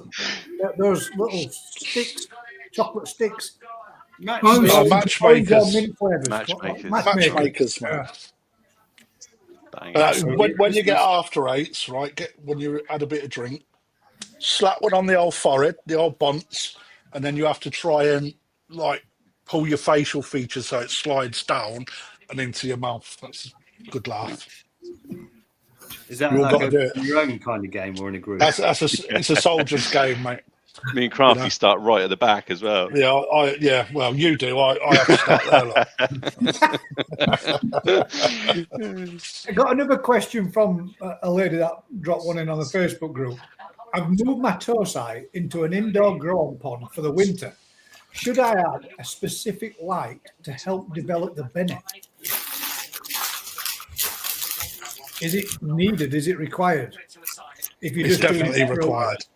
Yes. for a winter period. Definitely required. There's no natural light. They need something. What type of light? It's the UV. It's the UV that you've got to expose them to, right? You know, it's we have troubles in the shop because although we've got skylights throughout in the shop, it's still an element of UV being stripped out of the light ray. And you can tell what's been kept indoors versus what's outdoors. So, you know, it's just be prepared to see that Benny wash out and potentially the pigment start to really fall off. You've got to be prepared to get them outdoors as soon as you can. But you can buy lights, but they're very expensive to run in order to maintain. Those would be the type of ones that LED ones that are right now. Tafaguchi's putting in his head. But they're still expensive to run, right? No, the LED ones To hit the right UV range. I think wow. Oh, I'm going to have a look into that then. So, because if that's the case, I'll be The looking newest into that. range of LED growing lights are really cheap to run. Are they really? Are they expensive to buy though? Yeah. Bollocks to you as well, Vince. Yeah, I think that's the issue. It's difficult. So when you grow like a kahaku without natural light, what you see is the pigment recedes to the center of the scale, and you see like it's not kanoko, but you see this dark area out to a light area, dark area out to a light area. You get this real. You don't lose that many, but it does become really. It's not spotty. It is literally scale dependent on the fish. We used to grow a lot of fish in the dark, and you could put them out. If you can grow them in the dark for, I say in the dark with natural light for maybe 3 months before they need to be exposed to natural light again. Otherwise, you're in deep trouble. What is that? And that's because it drops off so much that it's non. Yeah, they can't recover. It gets to the point. Yeah, it just almost shrinks down towards the center of the scale, and you get to a point where they go back out in it. It sort of refills all the area. But it's like anything. You don't really want to do that. You're stressing something that's fragile at the best of times, and once Benny starts to go, you're knackered, aren't you? That fish is not. What about Shiro in dark, Rick? Oh, don't go down that road. Secrets, mate. No, to be honest, you could grow Shiros in a broom cupboard, and I think you'd be right. They don't come out. They don't. Again, the same thing happens, but on a much lesser scale. So that with a pergola with a poly roof better than blocking out the light. But that depends if the poly roof is non-UV resistant, yeah, you're not going to block it out. But if you've got UV resistant, then you will block it out, and it will affect the colour of the skin. It's not just the Benny. If you grow Shiros without enough light, the Sumi, it still looks quite good, but it doesn't look shiny. And the Shiroji looks thin and you can just see fish that have not had enough light when they're grown. It's just haven't seen it enough. Suddenly you can see it, and it's like actually you do a lot less. So those varieties for us, we've got certain grow on facilities. So if we got one we know is going to be really struggling for natural light, the series, they'll all go in those environments. Whereas anything with proper Benny, Sankey, Kahaku, Goshki, whatever, needs to go somewhere where in polytunnels, in somewhere where it's going to be nursed along a bit more. Because as soon as you damage that, you're in trouble. Susan asked you a question as well, Rick, just so we don't miss that one. I have a fish that was spawned in summer 2023. How old is it now? Question. Jumbo Tosai, Nisai, etc. This is, well, at the end of the day, it's summer 2023. In summer 2024, it becomes Nisai. Tosai. No. God alive, Daz. It's well old. So basically, come on. So 2023 to 2024, it's in its first year. It's Tosai. What year are we in now? 25. 25 Sansai. So, yeah, it's now going Sansai. just turned Sansai, Yeah. based on date of birth rather than date of sale. In summers, Japanese style. Just saying, it gets confusing doing it the Japanese one. It does, doesn't it? So if it's 20 centimeters, It's bollocks, really, it's isn't it? Let's face it. It's bollocks. It's just their way of having bigger fish at Tosai. But it's, at the end of the day, it's just if you know when something's born and it's had 2 summers and it's that big, it's had 2 summers. I'm only 21 still, mate. You know? I haven't seen a summer for years. How old's Crafty's rendering if it was done in summer 2023? 25 by rendering. Brand new. Still got the label on it. It's still got 2 black dots as eyes. Yeah. I think the whole thing of us mammals terming fish in age by days is a bit, it's not right, is it, anyway?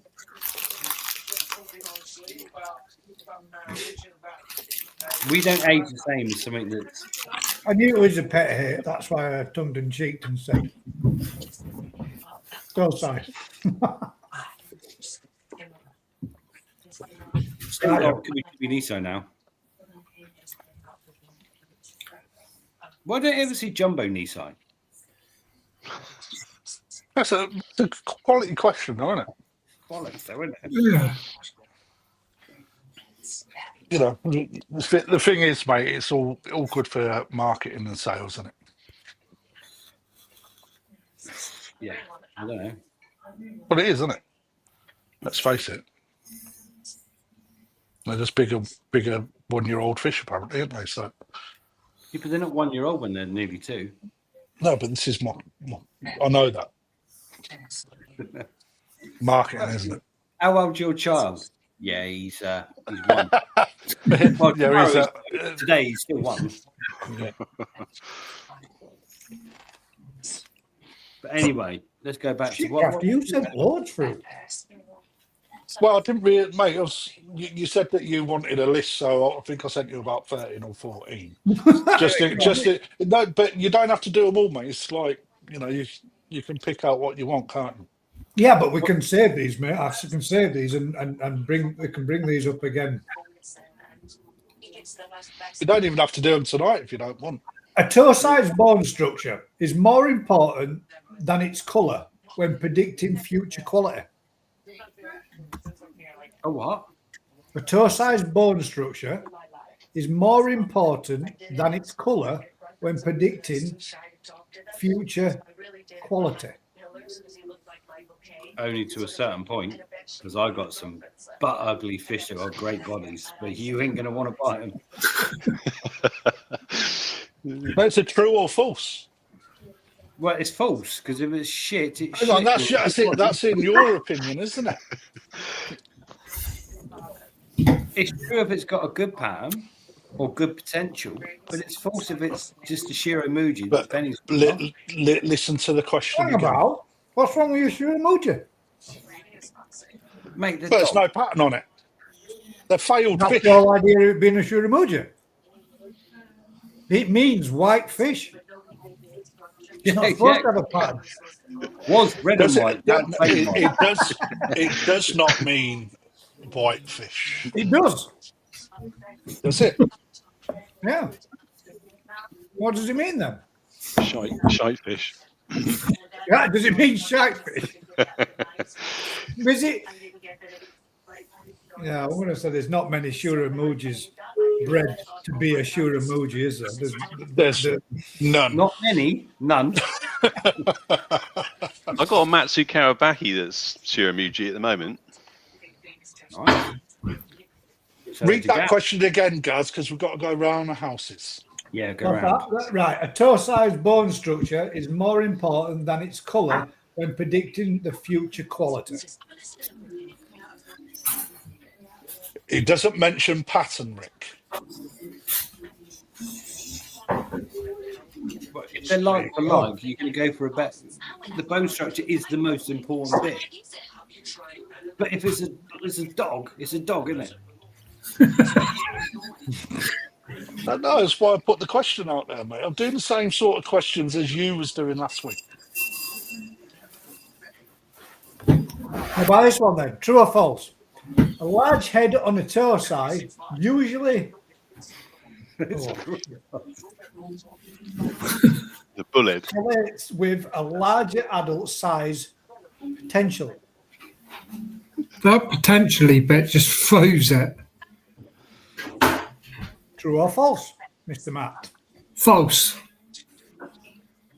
Because I've had some fish in the past that got big heads as toe size and they keep growing and they still look exactly the same. Shit body structure. And only one thing good for that fish. And what would that be? Barbecue. A really big-headed fish. Give it to somebody that's happy to have one eye or one pectoral fin. Okay, so Rick, in fact, Baron, what are you thinking? I'm thinking of a mullet. Just let it go back to its mullet friends. I don't know. No, I think if it's got a whacking great big head and the rest of the body's awful, then you'd either have a lot What of if work to do. what if the rest of the body isn't awesome and it's got a big head? Yeah, I think when that's bone structure, then I suppose I think looking at it like from if the mouth is really big, the head's big, then you've probably got more potential in that than a fish with a short head or a small head. Or a real small mouth so it can't get pellets in it. Yeah.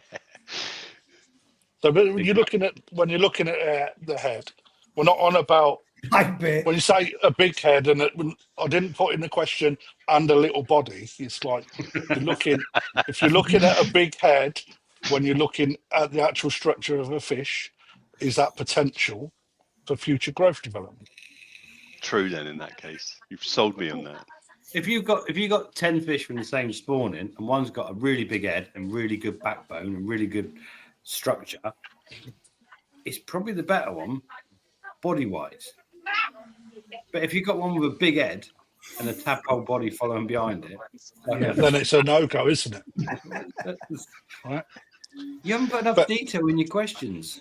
And like you didn't last week. Oh no, mine weren't questions.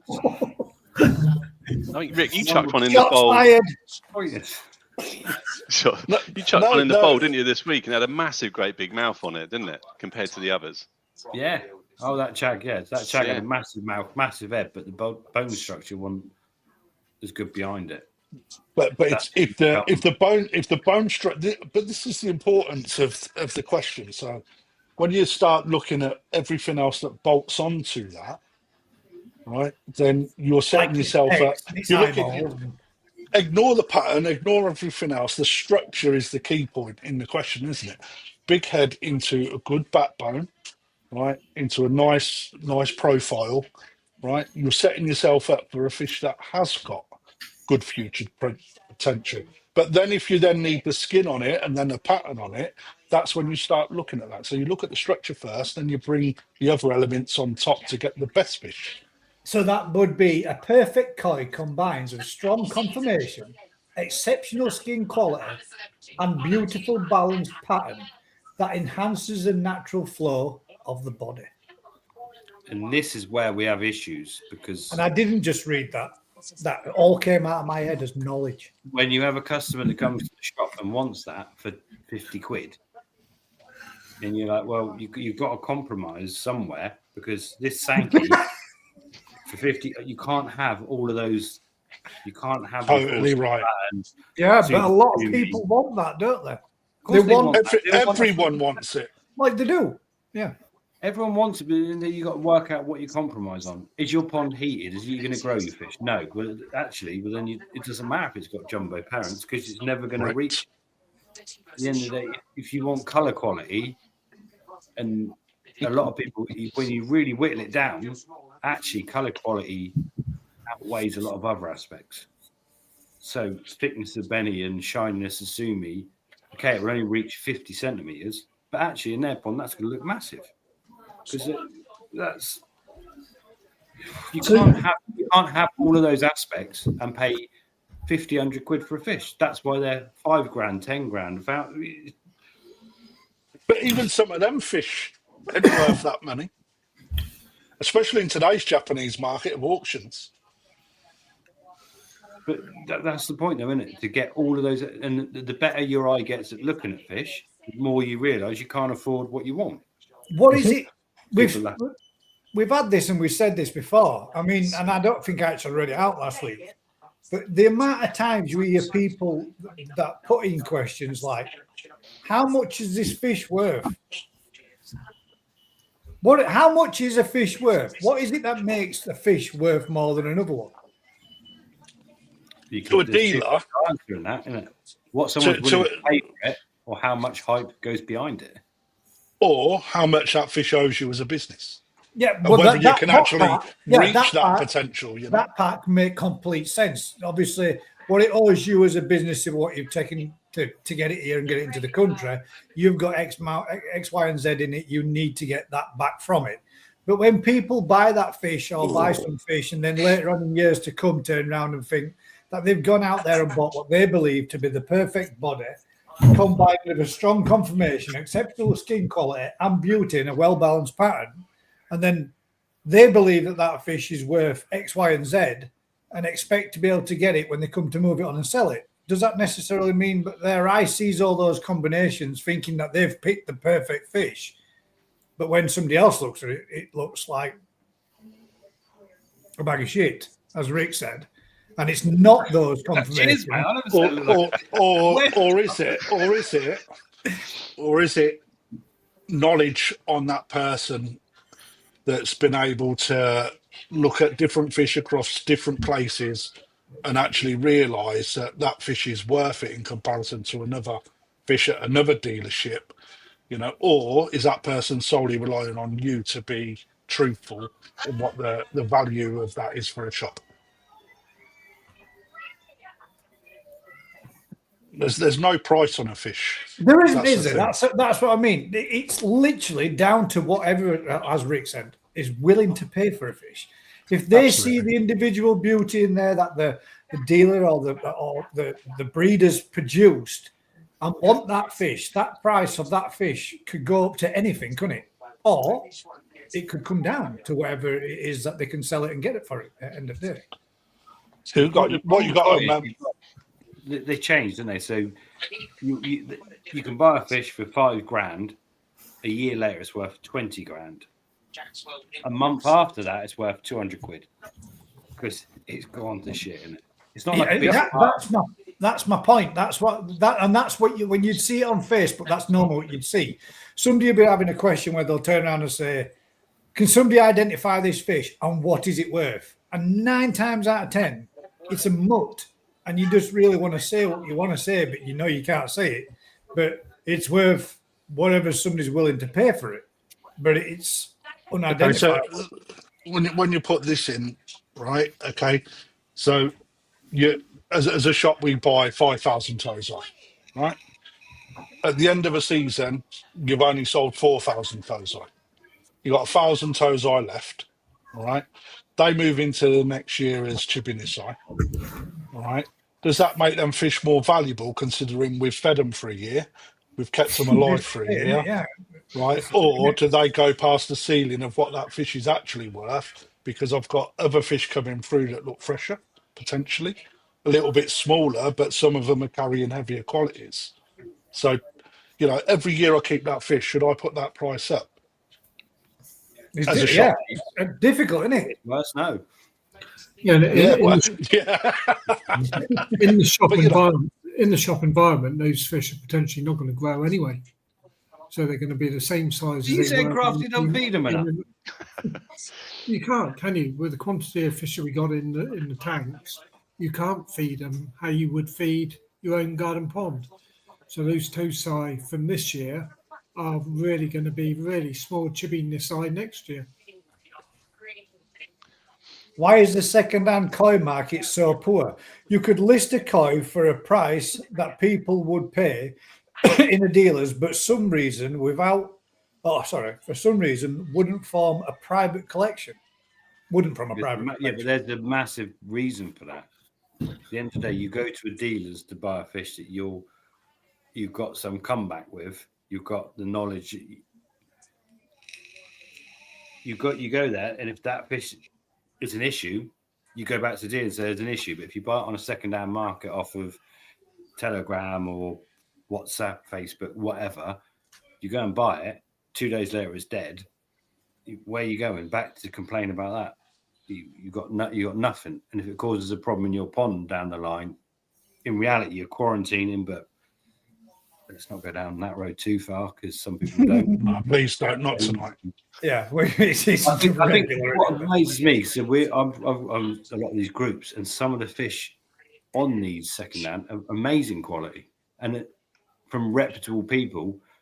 And I'm tempted to buy them because they are really good fish. At a point where you think, well, that's a lot cheaper than you could get anywhere else for that level of fish. But you're seeing a photo of it or whatever, so you need to travel 4 hours down the road to go and look at it and find out that actually, when you look at it, it's got 2 shimmies on its side, a couple of scales missing, and actually it's wonky. And you don't know whether it's been mixed with fish that have been exposed to something that your fish haven't.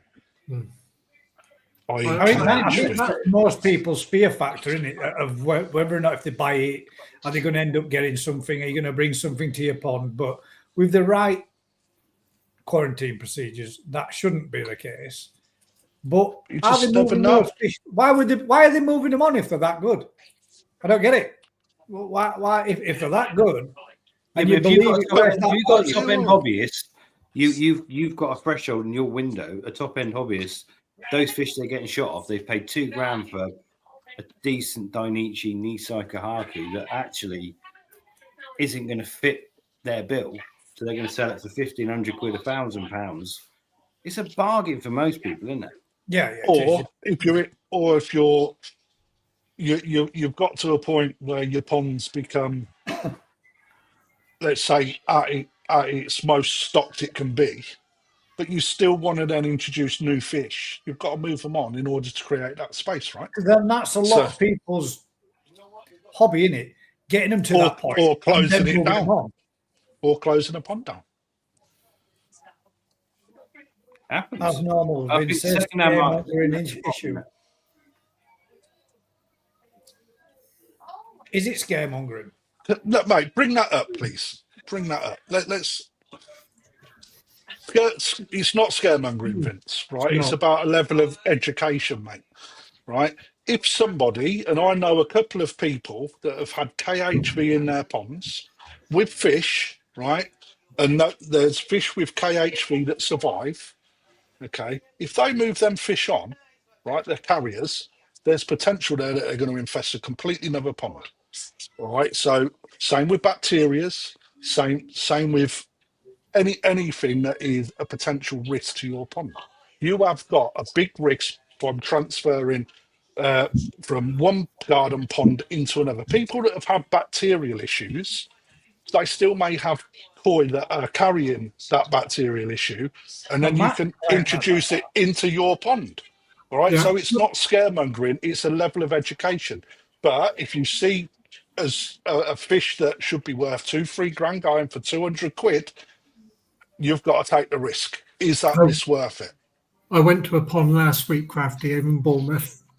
We must have had 45 fish in the pond. Over 20 of them had massive, and when I say massive, big ulcers on the side of them. Dirty ulcers.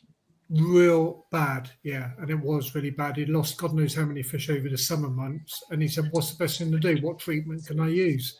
And I said, I don't like normally saying it, but in your case, the best thing that you can do is eradicate or clean out the whole pond, start all over again.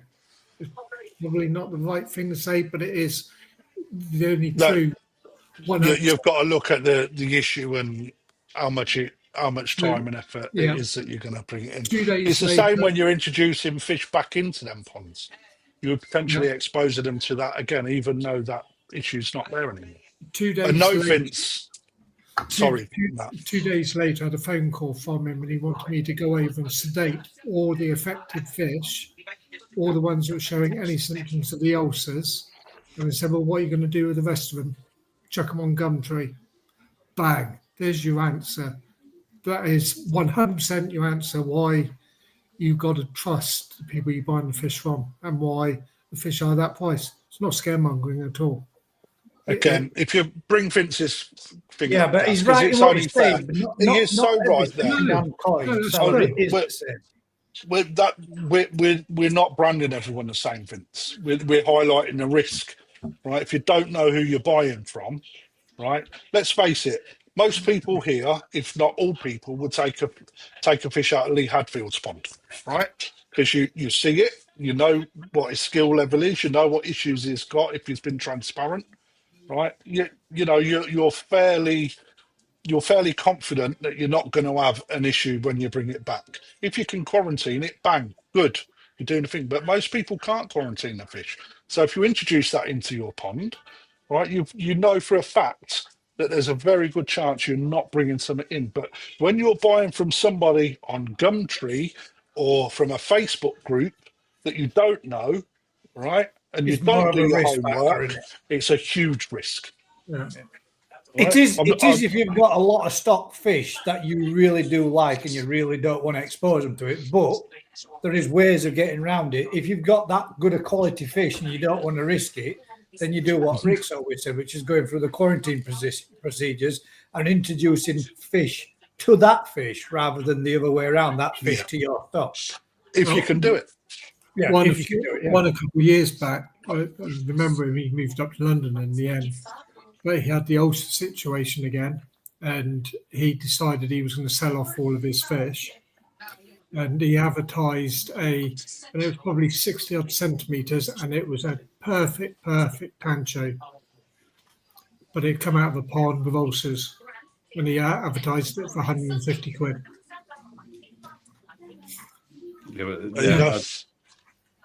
And you imagine the issues whoever bought that has got. And actually, I put my neck on the line on this one because the people they sold to, I saw only a month after they bought the house that they were selling off all the fish and all the filtration. And I reached out to them and told them, did they know the issues that they'd had previously in that pond? And they didn't. And that's the thing, isn't it? It's like these people come in, we get them people all the time in. I bought a house, it's got a pond, it's got fish in it. Do you take them on? Nope. No. You know, it's like, what would you do with them? It's not my decision. I don't give them any answers. Yeah. Can I rehome them anywhere? I'm not going to give you any answers, you know, because I can't stick myself like as a point of, yeah, well, we spoke to these people who said it'd be all right, and have it third hand tarnish the name. You can't do it.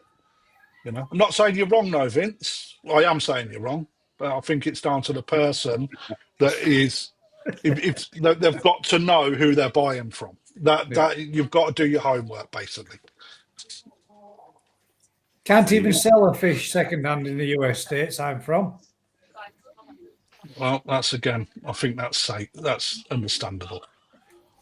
It's a tough one, though, isn't it? Right, because if I could shift some of my fish, probably half of them, it would just mean that I could then go and buy more fish. So it would definitely be beneficial for everybody involved. The second-hand market, the breeders, the sellers. You'd be more inclined to go and buy a fish if you've got the space to put it in there. So a lot of people I find get stuck with their fish. In my koi club every year, every summer, we have an auction where we bring our fish along. They've got to put vats out, and then you put your whole whatever you're selling in that vat. And then you sell them off, it's auctioned off. That works really well because everybody's been round everybody's pond. They know where those fish are kept. They know the individuals. That works really well. And there's an element of safety or taking away some of the risk because you know where they've come from. So that really helps. But once a year, it's still quite a tricky one. Since I moved out of the hobby, about 10 years ago, eBay, you can't do any selling at all, can you now, of fish? Not at all, no. It does make it really tough to shift stuff on. But I think you're right. It's a real gamble, isn't it? I wouldn't buy anything that you hadn't seen where it had come from and knew that the person was good at dealing fish. I was just going to say that, Dan. You might go and buy a fish from a fellow club member that you've known has kept fish and you know the history of what they're doing. But if you had somebody that just joined the club, turned up with some, I was going to say dirty koi, but let's say the good koi, and you knew nothing about them, would you take any precaution? No, I can't imagine you would go and buy that fish and then take it home and chuck it in your main pond tomorrow. Yeah. You just be crazy. That's the same as anything, isn't it? You just, if you're buying livestock, you don't risk other livestock unnecessarily. Absolutely right. Wherever you're buying, whatever you're doing, you take your precautions, didn't you? That's the same. You would go out and buy a second-hand dog and leave it in your living room with your kids while you popped out to the shop, would you? You'd be Some people do, though, guys, don't they? But they do, yeah. But they're stupid in all walks of life. But that's the thing. Some people do. It's down to the individual if they want to do it anyway. I mean, but it's not scaremongering. It's like, again, I hate terms like that. It's not. It's a level of education. There's a level of risk involved in it. But that's why the fish £1,000 fish at a dealer's is 200 quid on a second-hand market, because it's that level of risk. You've got to then spend the money to make sure it's either safe or take the risk with your other stuff, isn't you? I don't know. I kind of get Vince sells fish. His stuff's all on YouTube, and he's quite a that's it. He's transparent enough, isn't he? Yeah. But what I don't, in reality, there's so many people that aren't. Like I say, people that are either ignorant to the facts or Don't know. even enough to actually sell shit that they shouldn't be selling.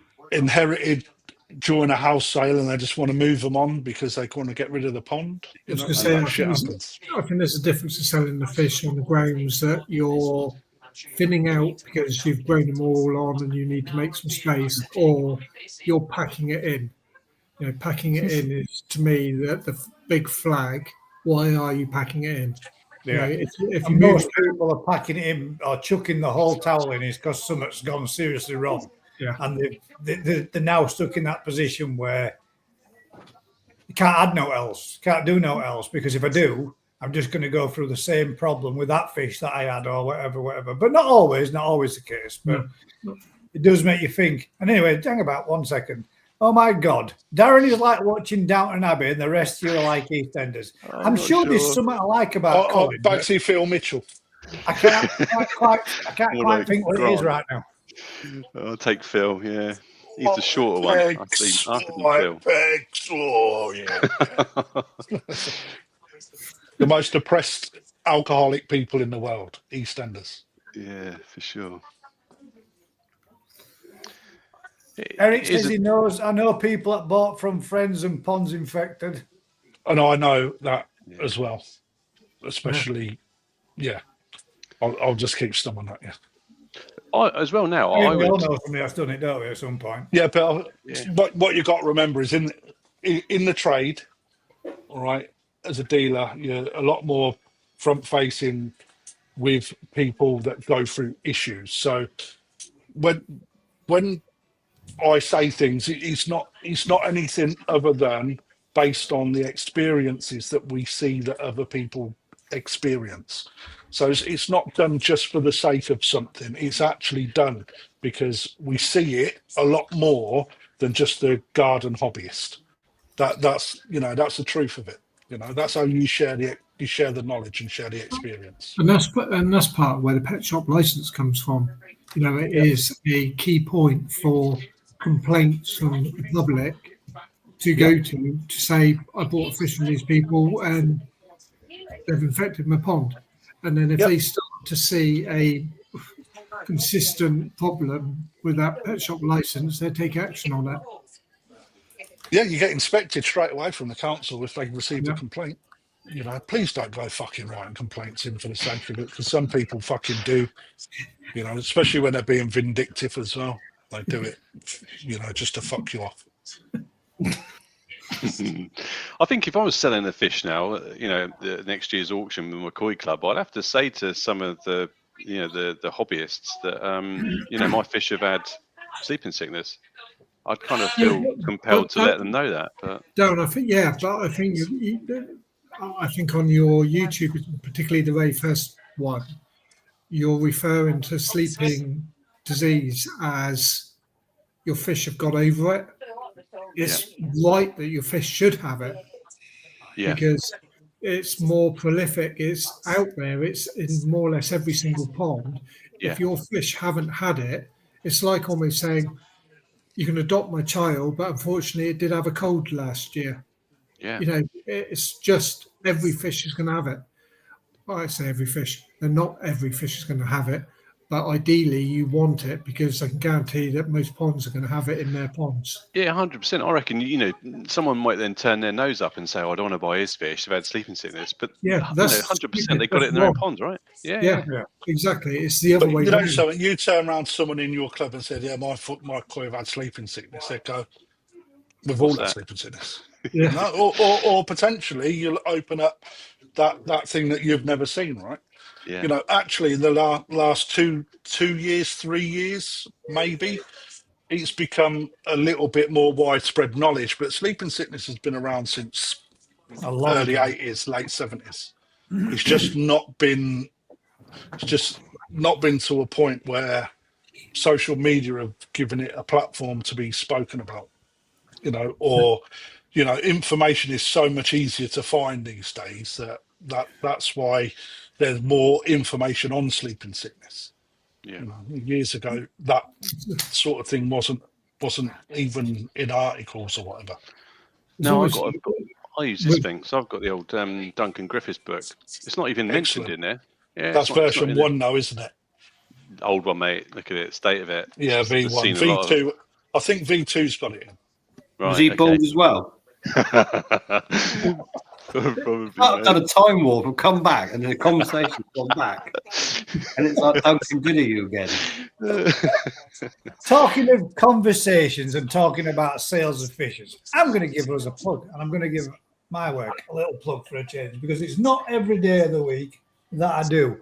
So I'm going to, on this occasion, I am going to share with you. And if there is anybody out there that isn't a member of the Exclusively Koi WhatsApp group, I'm also going to share that little link and make sure that we, 1 second, get this out there, because it'd be, hang about. Sort it out, Gus. Fucking hell. See if that works. Oh, mate. Link up there. Looks like code.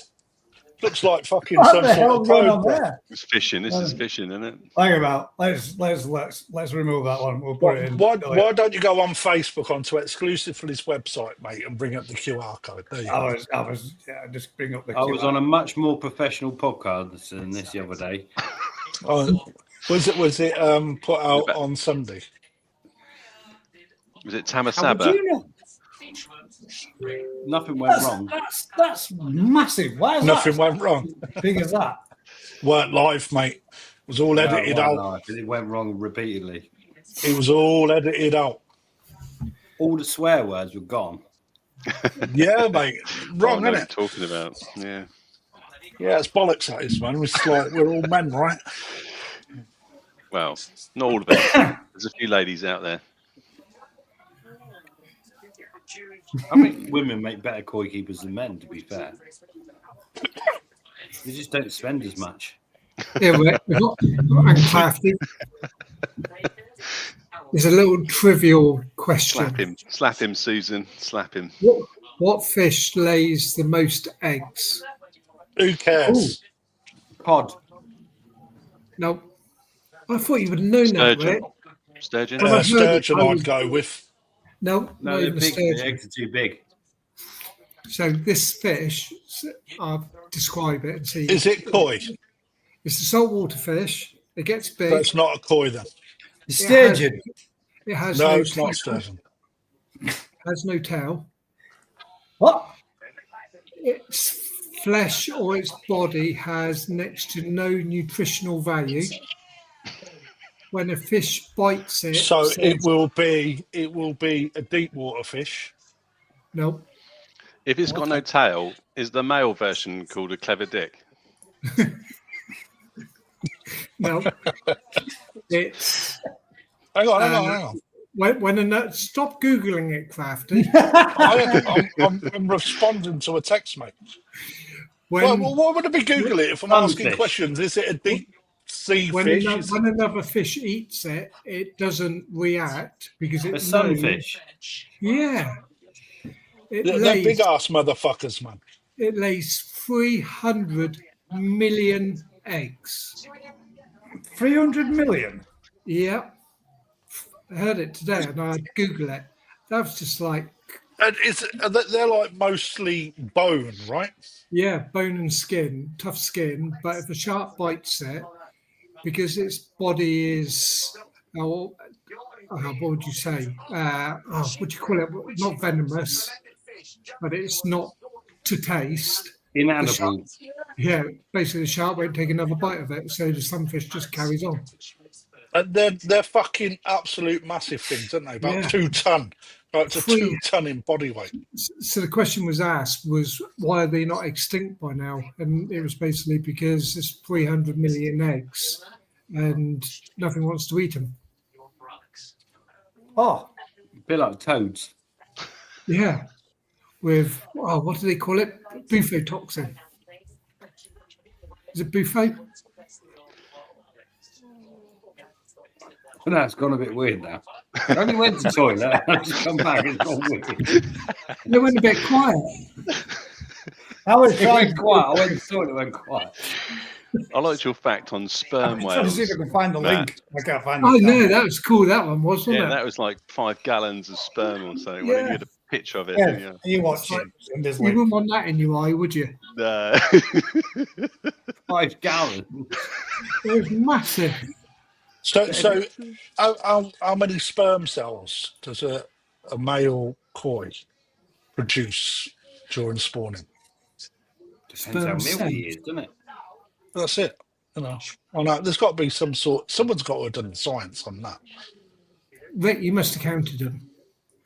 If you're not counting them, call One yourself a drip's enough. fucking professional. 1 drip's enough. 2 drips plenty. More than that, it's just a mess. Is it true you can taste the fertility or smell the fertility of it? How strong it is. Mate, next time But you can have a dip like this. That's ready. Especially you, mate. You'd love that. Let's get back to questions. Yeah, I've got one for you. What Why? happened to your link, Gaz? I'm trying to find it, but I've got a question for you regardless. So I'm trying to find it, and I can't find it. When I took it, this is from the Budget Pond Keeper. Where's the best place to get the most accurate reading of the temperature of your pond? A thermometer. It took a temperature reading of the surface at his pond, and it was at 6 degrees. It took a reading again then from the outlet of the pressure filter, and that was 8 degrees. And at the bottom of his pond, it was 11 degrees. Where do you get the most accurate reading, or where is the most accurate place to get a reading of the temperature of your pond? In the middle. The middle. Depends how much you're stirring your pond up, but that's obscene. That's just bonkers. How can the surface be 6? Unless it's going for a heater, be coming out at 8. 11. And then the Oh, bottom it was at 11, 8. wasn't it? Coming out, was it coming It out was- at it 11, was but bottom was 6 8? at the surface, 11 at the bottom, and 8 in the middle. Fucking hell. That's a So what? 6, 8, and 11. 5 degree The very temperature swing. deepest, it was at 11 degrees. But That's a warm water that's rises. 5 degree temperature swing. I Yeah, reckon but you're. warm water rises. So to have a bottom at 11 degrees and the surface at 6 either means you've got a heater at the bottom and ice on the top. That's just bonkers. Something's just mental there. I reckon his pump's overrunning, overheating. That's what he actually stated. I had a chat with him about it. He actually said his fish all gather around his pump as if it is It's providing that heating at the bottom. heat- So fucking hell, heat mate. source. A dog lays in front of a fire, right? I know, but a 40-watt pump don't give out enough heat for all to be laying around. Matt's still frozen though. He looks quite cute, like, doesn't he? He is frozen, isn't it? He looks Hang like on. he's taking a shit, but bored of it. God. There we go. He's I'll back. put him down and put him back up He again. keeps coming back. Don't feel sorry for him. He's all right. He's He's just pretending refilled now. his rum glass. I don't- I don't know. The temperature of your water should be, if you're pumping it round, it should be the same. And if you're not pumping it round, the warm water should float. Unless it's really cold, whereas the 4-degree water should be at the bottom.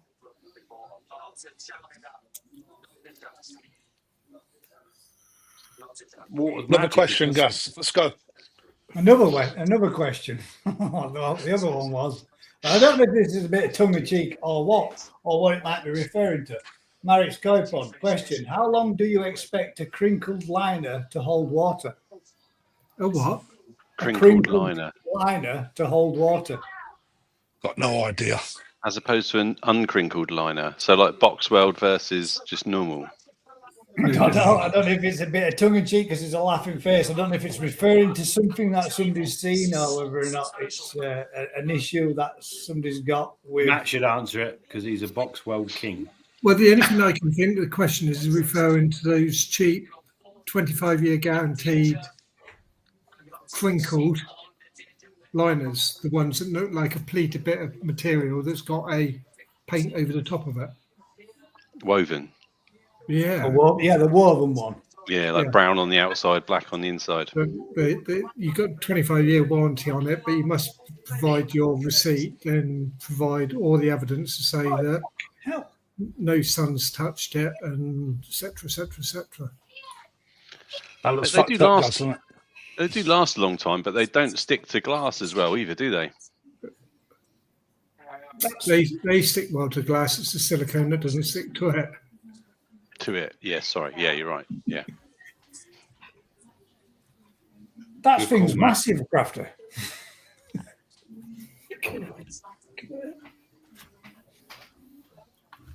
Crafty just sent me. One sec. Pause, you bastard. How big do you reckon that is? About Sorry. four Share it. inches.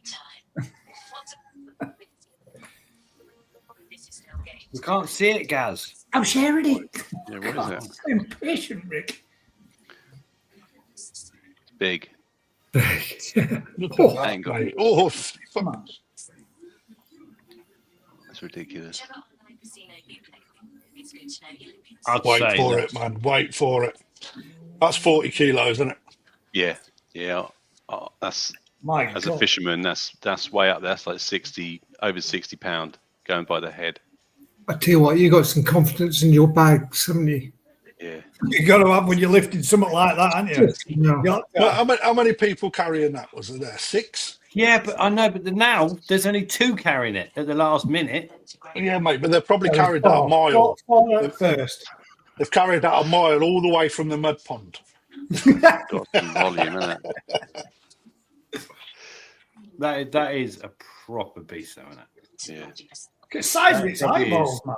That's probably a 50. No, but that's the way the plastic's around the head. But that's still a 50-pound fish at That's least. got to be, isn't it? Easy, It's got to be. easy. Yeah. And full of I've quality held as up a well. few like that. Not Tahaku. Not Kahaku, no. No. Much nicer fish than that. Big fat carp. Yeah, but that is immense. Anyway, I've got a question. Alan asked me a question the other day, right? I'm going to pass it on to you lot. When's the Matsukawabaki Baki not a... Oh, shit. Is this a joke? Sumi Nagashi. Huh? When's the So- Matsukau back in? Not Sumi Nagashi.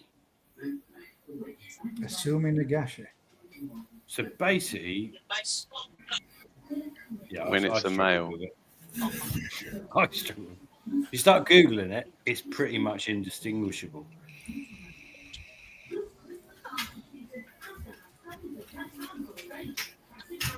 So now you're Googling it. Do they develop the same way? Apparently not. Assuming Nagashi is stable and stays the same, whereas the Matsukawabaki changes like the pine leaves on the river. And that's where my thought process was going. Oh, you When- knew that one, did you? No, I When didn't. No, that's when Vince well, that's takes it what my home. thought. I'm thinking to myself, what are the certain differences that would be? When you're buying it, right? You can't see it change. You don't know what you're looking at, do you? No, ain't no, you changing. don't, mate. It's like, so that's what I was thinking. It's like, all right, so they're 2 different fish, but if they're that similar, there's got to be a difference somewhere. So is it the fact that one's stable, one's not? That's where my head was going. But I don't think do they even sell them? I've never even heard of it, mate. Or do they go down that same Matsukawabaki route? Well, you sell them whatever they are, aren't you? I'm calling them black diamonds with special pearls.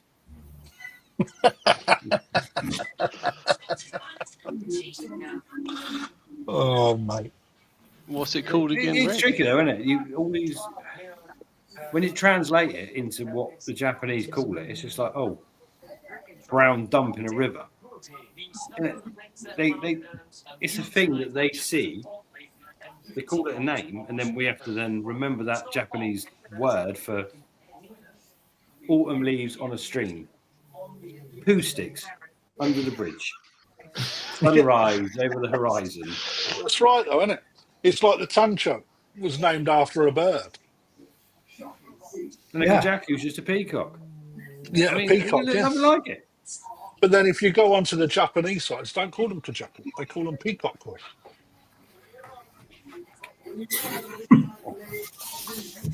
Anyway, Vince took one home from us the other day that could be either of them, and we will find out in a few years if it changes or doesn't. And if he keeps it alive. Ooh, that's a below the belt. No, it's not. It's true. If he keeps it alive, that's what we do, isn't it? Keep him alive. Has It Matt, might jump.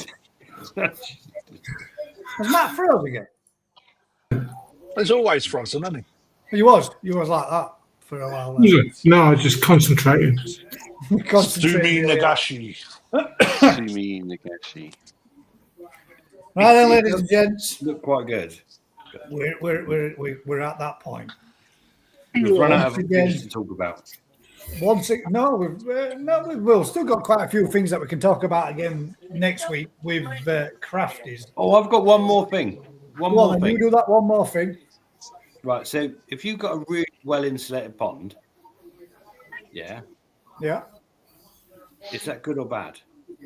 I have the same debate, right? Does that mean if it's cold, it will remain cold? I just think it's a good. I'm just saying it's well insulated. Right, So, look at that. what is the ground temperature? Where? What do you mean? What is the ground temperature? 5 foot under. What is the ground temperature? Is it 12 to 14, is it? 10 degrees. I don't know, if you but look down I'll give. south. I don't know, but you carry on, you'll find out because you'll be 6 foot under. He's frozen again. He's I know. gone. He's scared stiff. Yeah. Is it 12 degrees, is it? He said that to you then, and you froze again. He said, "Look at me, scared stiff." One, you don't get the heat transfer out, and two, you don't get the heat transfer into the pond. I can't take you seriously. You're just in and out, mate. Disappeared. Matt, are you there? I'm here. I'm here. Matt, are you there? I'm there. Like Stranger Things, episode 5, when he disappears. What is ground temperature, Matt? Is it 12 degrees? I don't know. That's what I mean. Oh, That's why I asked It's about 10 degrees down south at 10 foot down, but that can't be the same if you live on a mountain in Wales or up north, can it? But should you insulate the bottom of your pond or just the walls? All of it. Yeah, Why? and I can say by the majority of the people that buy the box line is from talking to, and they've only insulated the walls and not the floor. But surely, yeah, if you insulate all of your pond, walls, floor, even Ceiling. top, but you don't heat it. Are you keeping the cold in more Yeah, because you're not letting the heat in. from the ground? And from your walls, when the sun's out and it's shining on your walls, it's not going to let the heat into the pond because you've got the insulation in between. There you go. Matt sounds like he's like pre-recorded on a bad dubbing.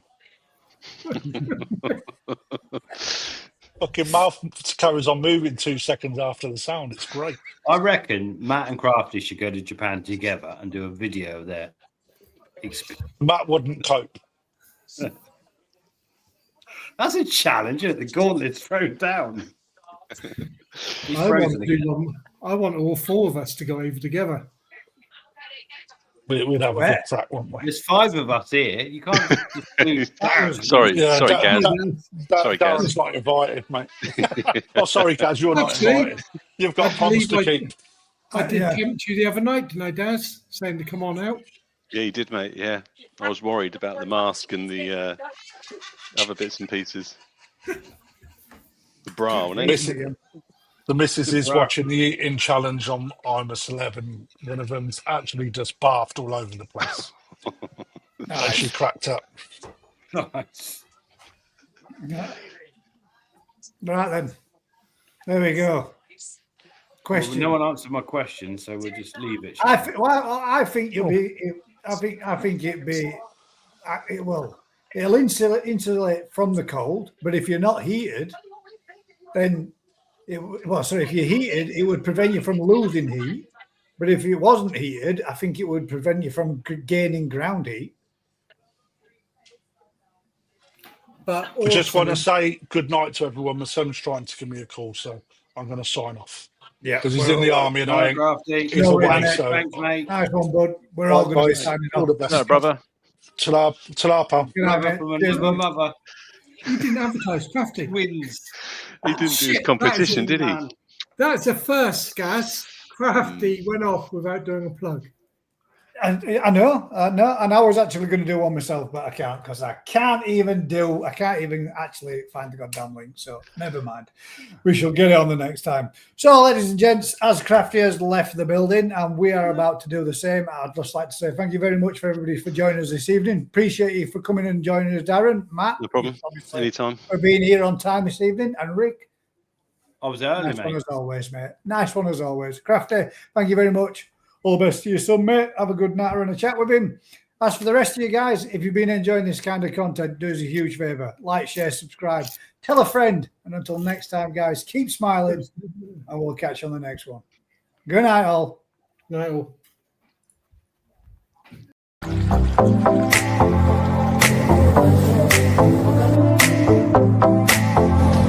This has been one hell of an experience.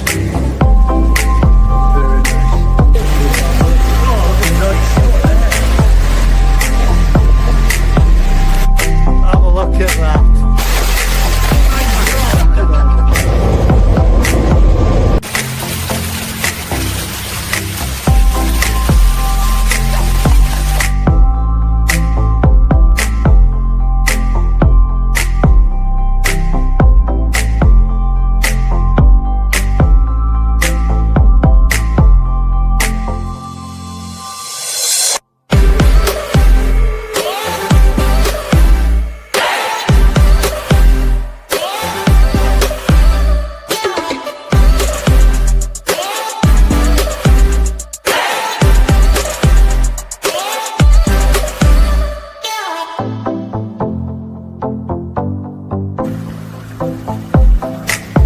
Change in the garden. I made a little seated area.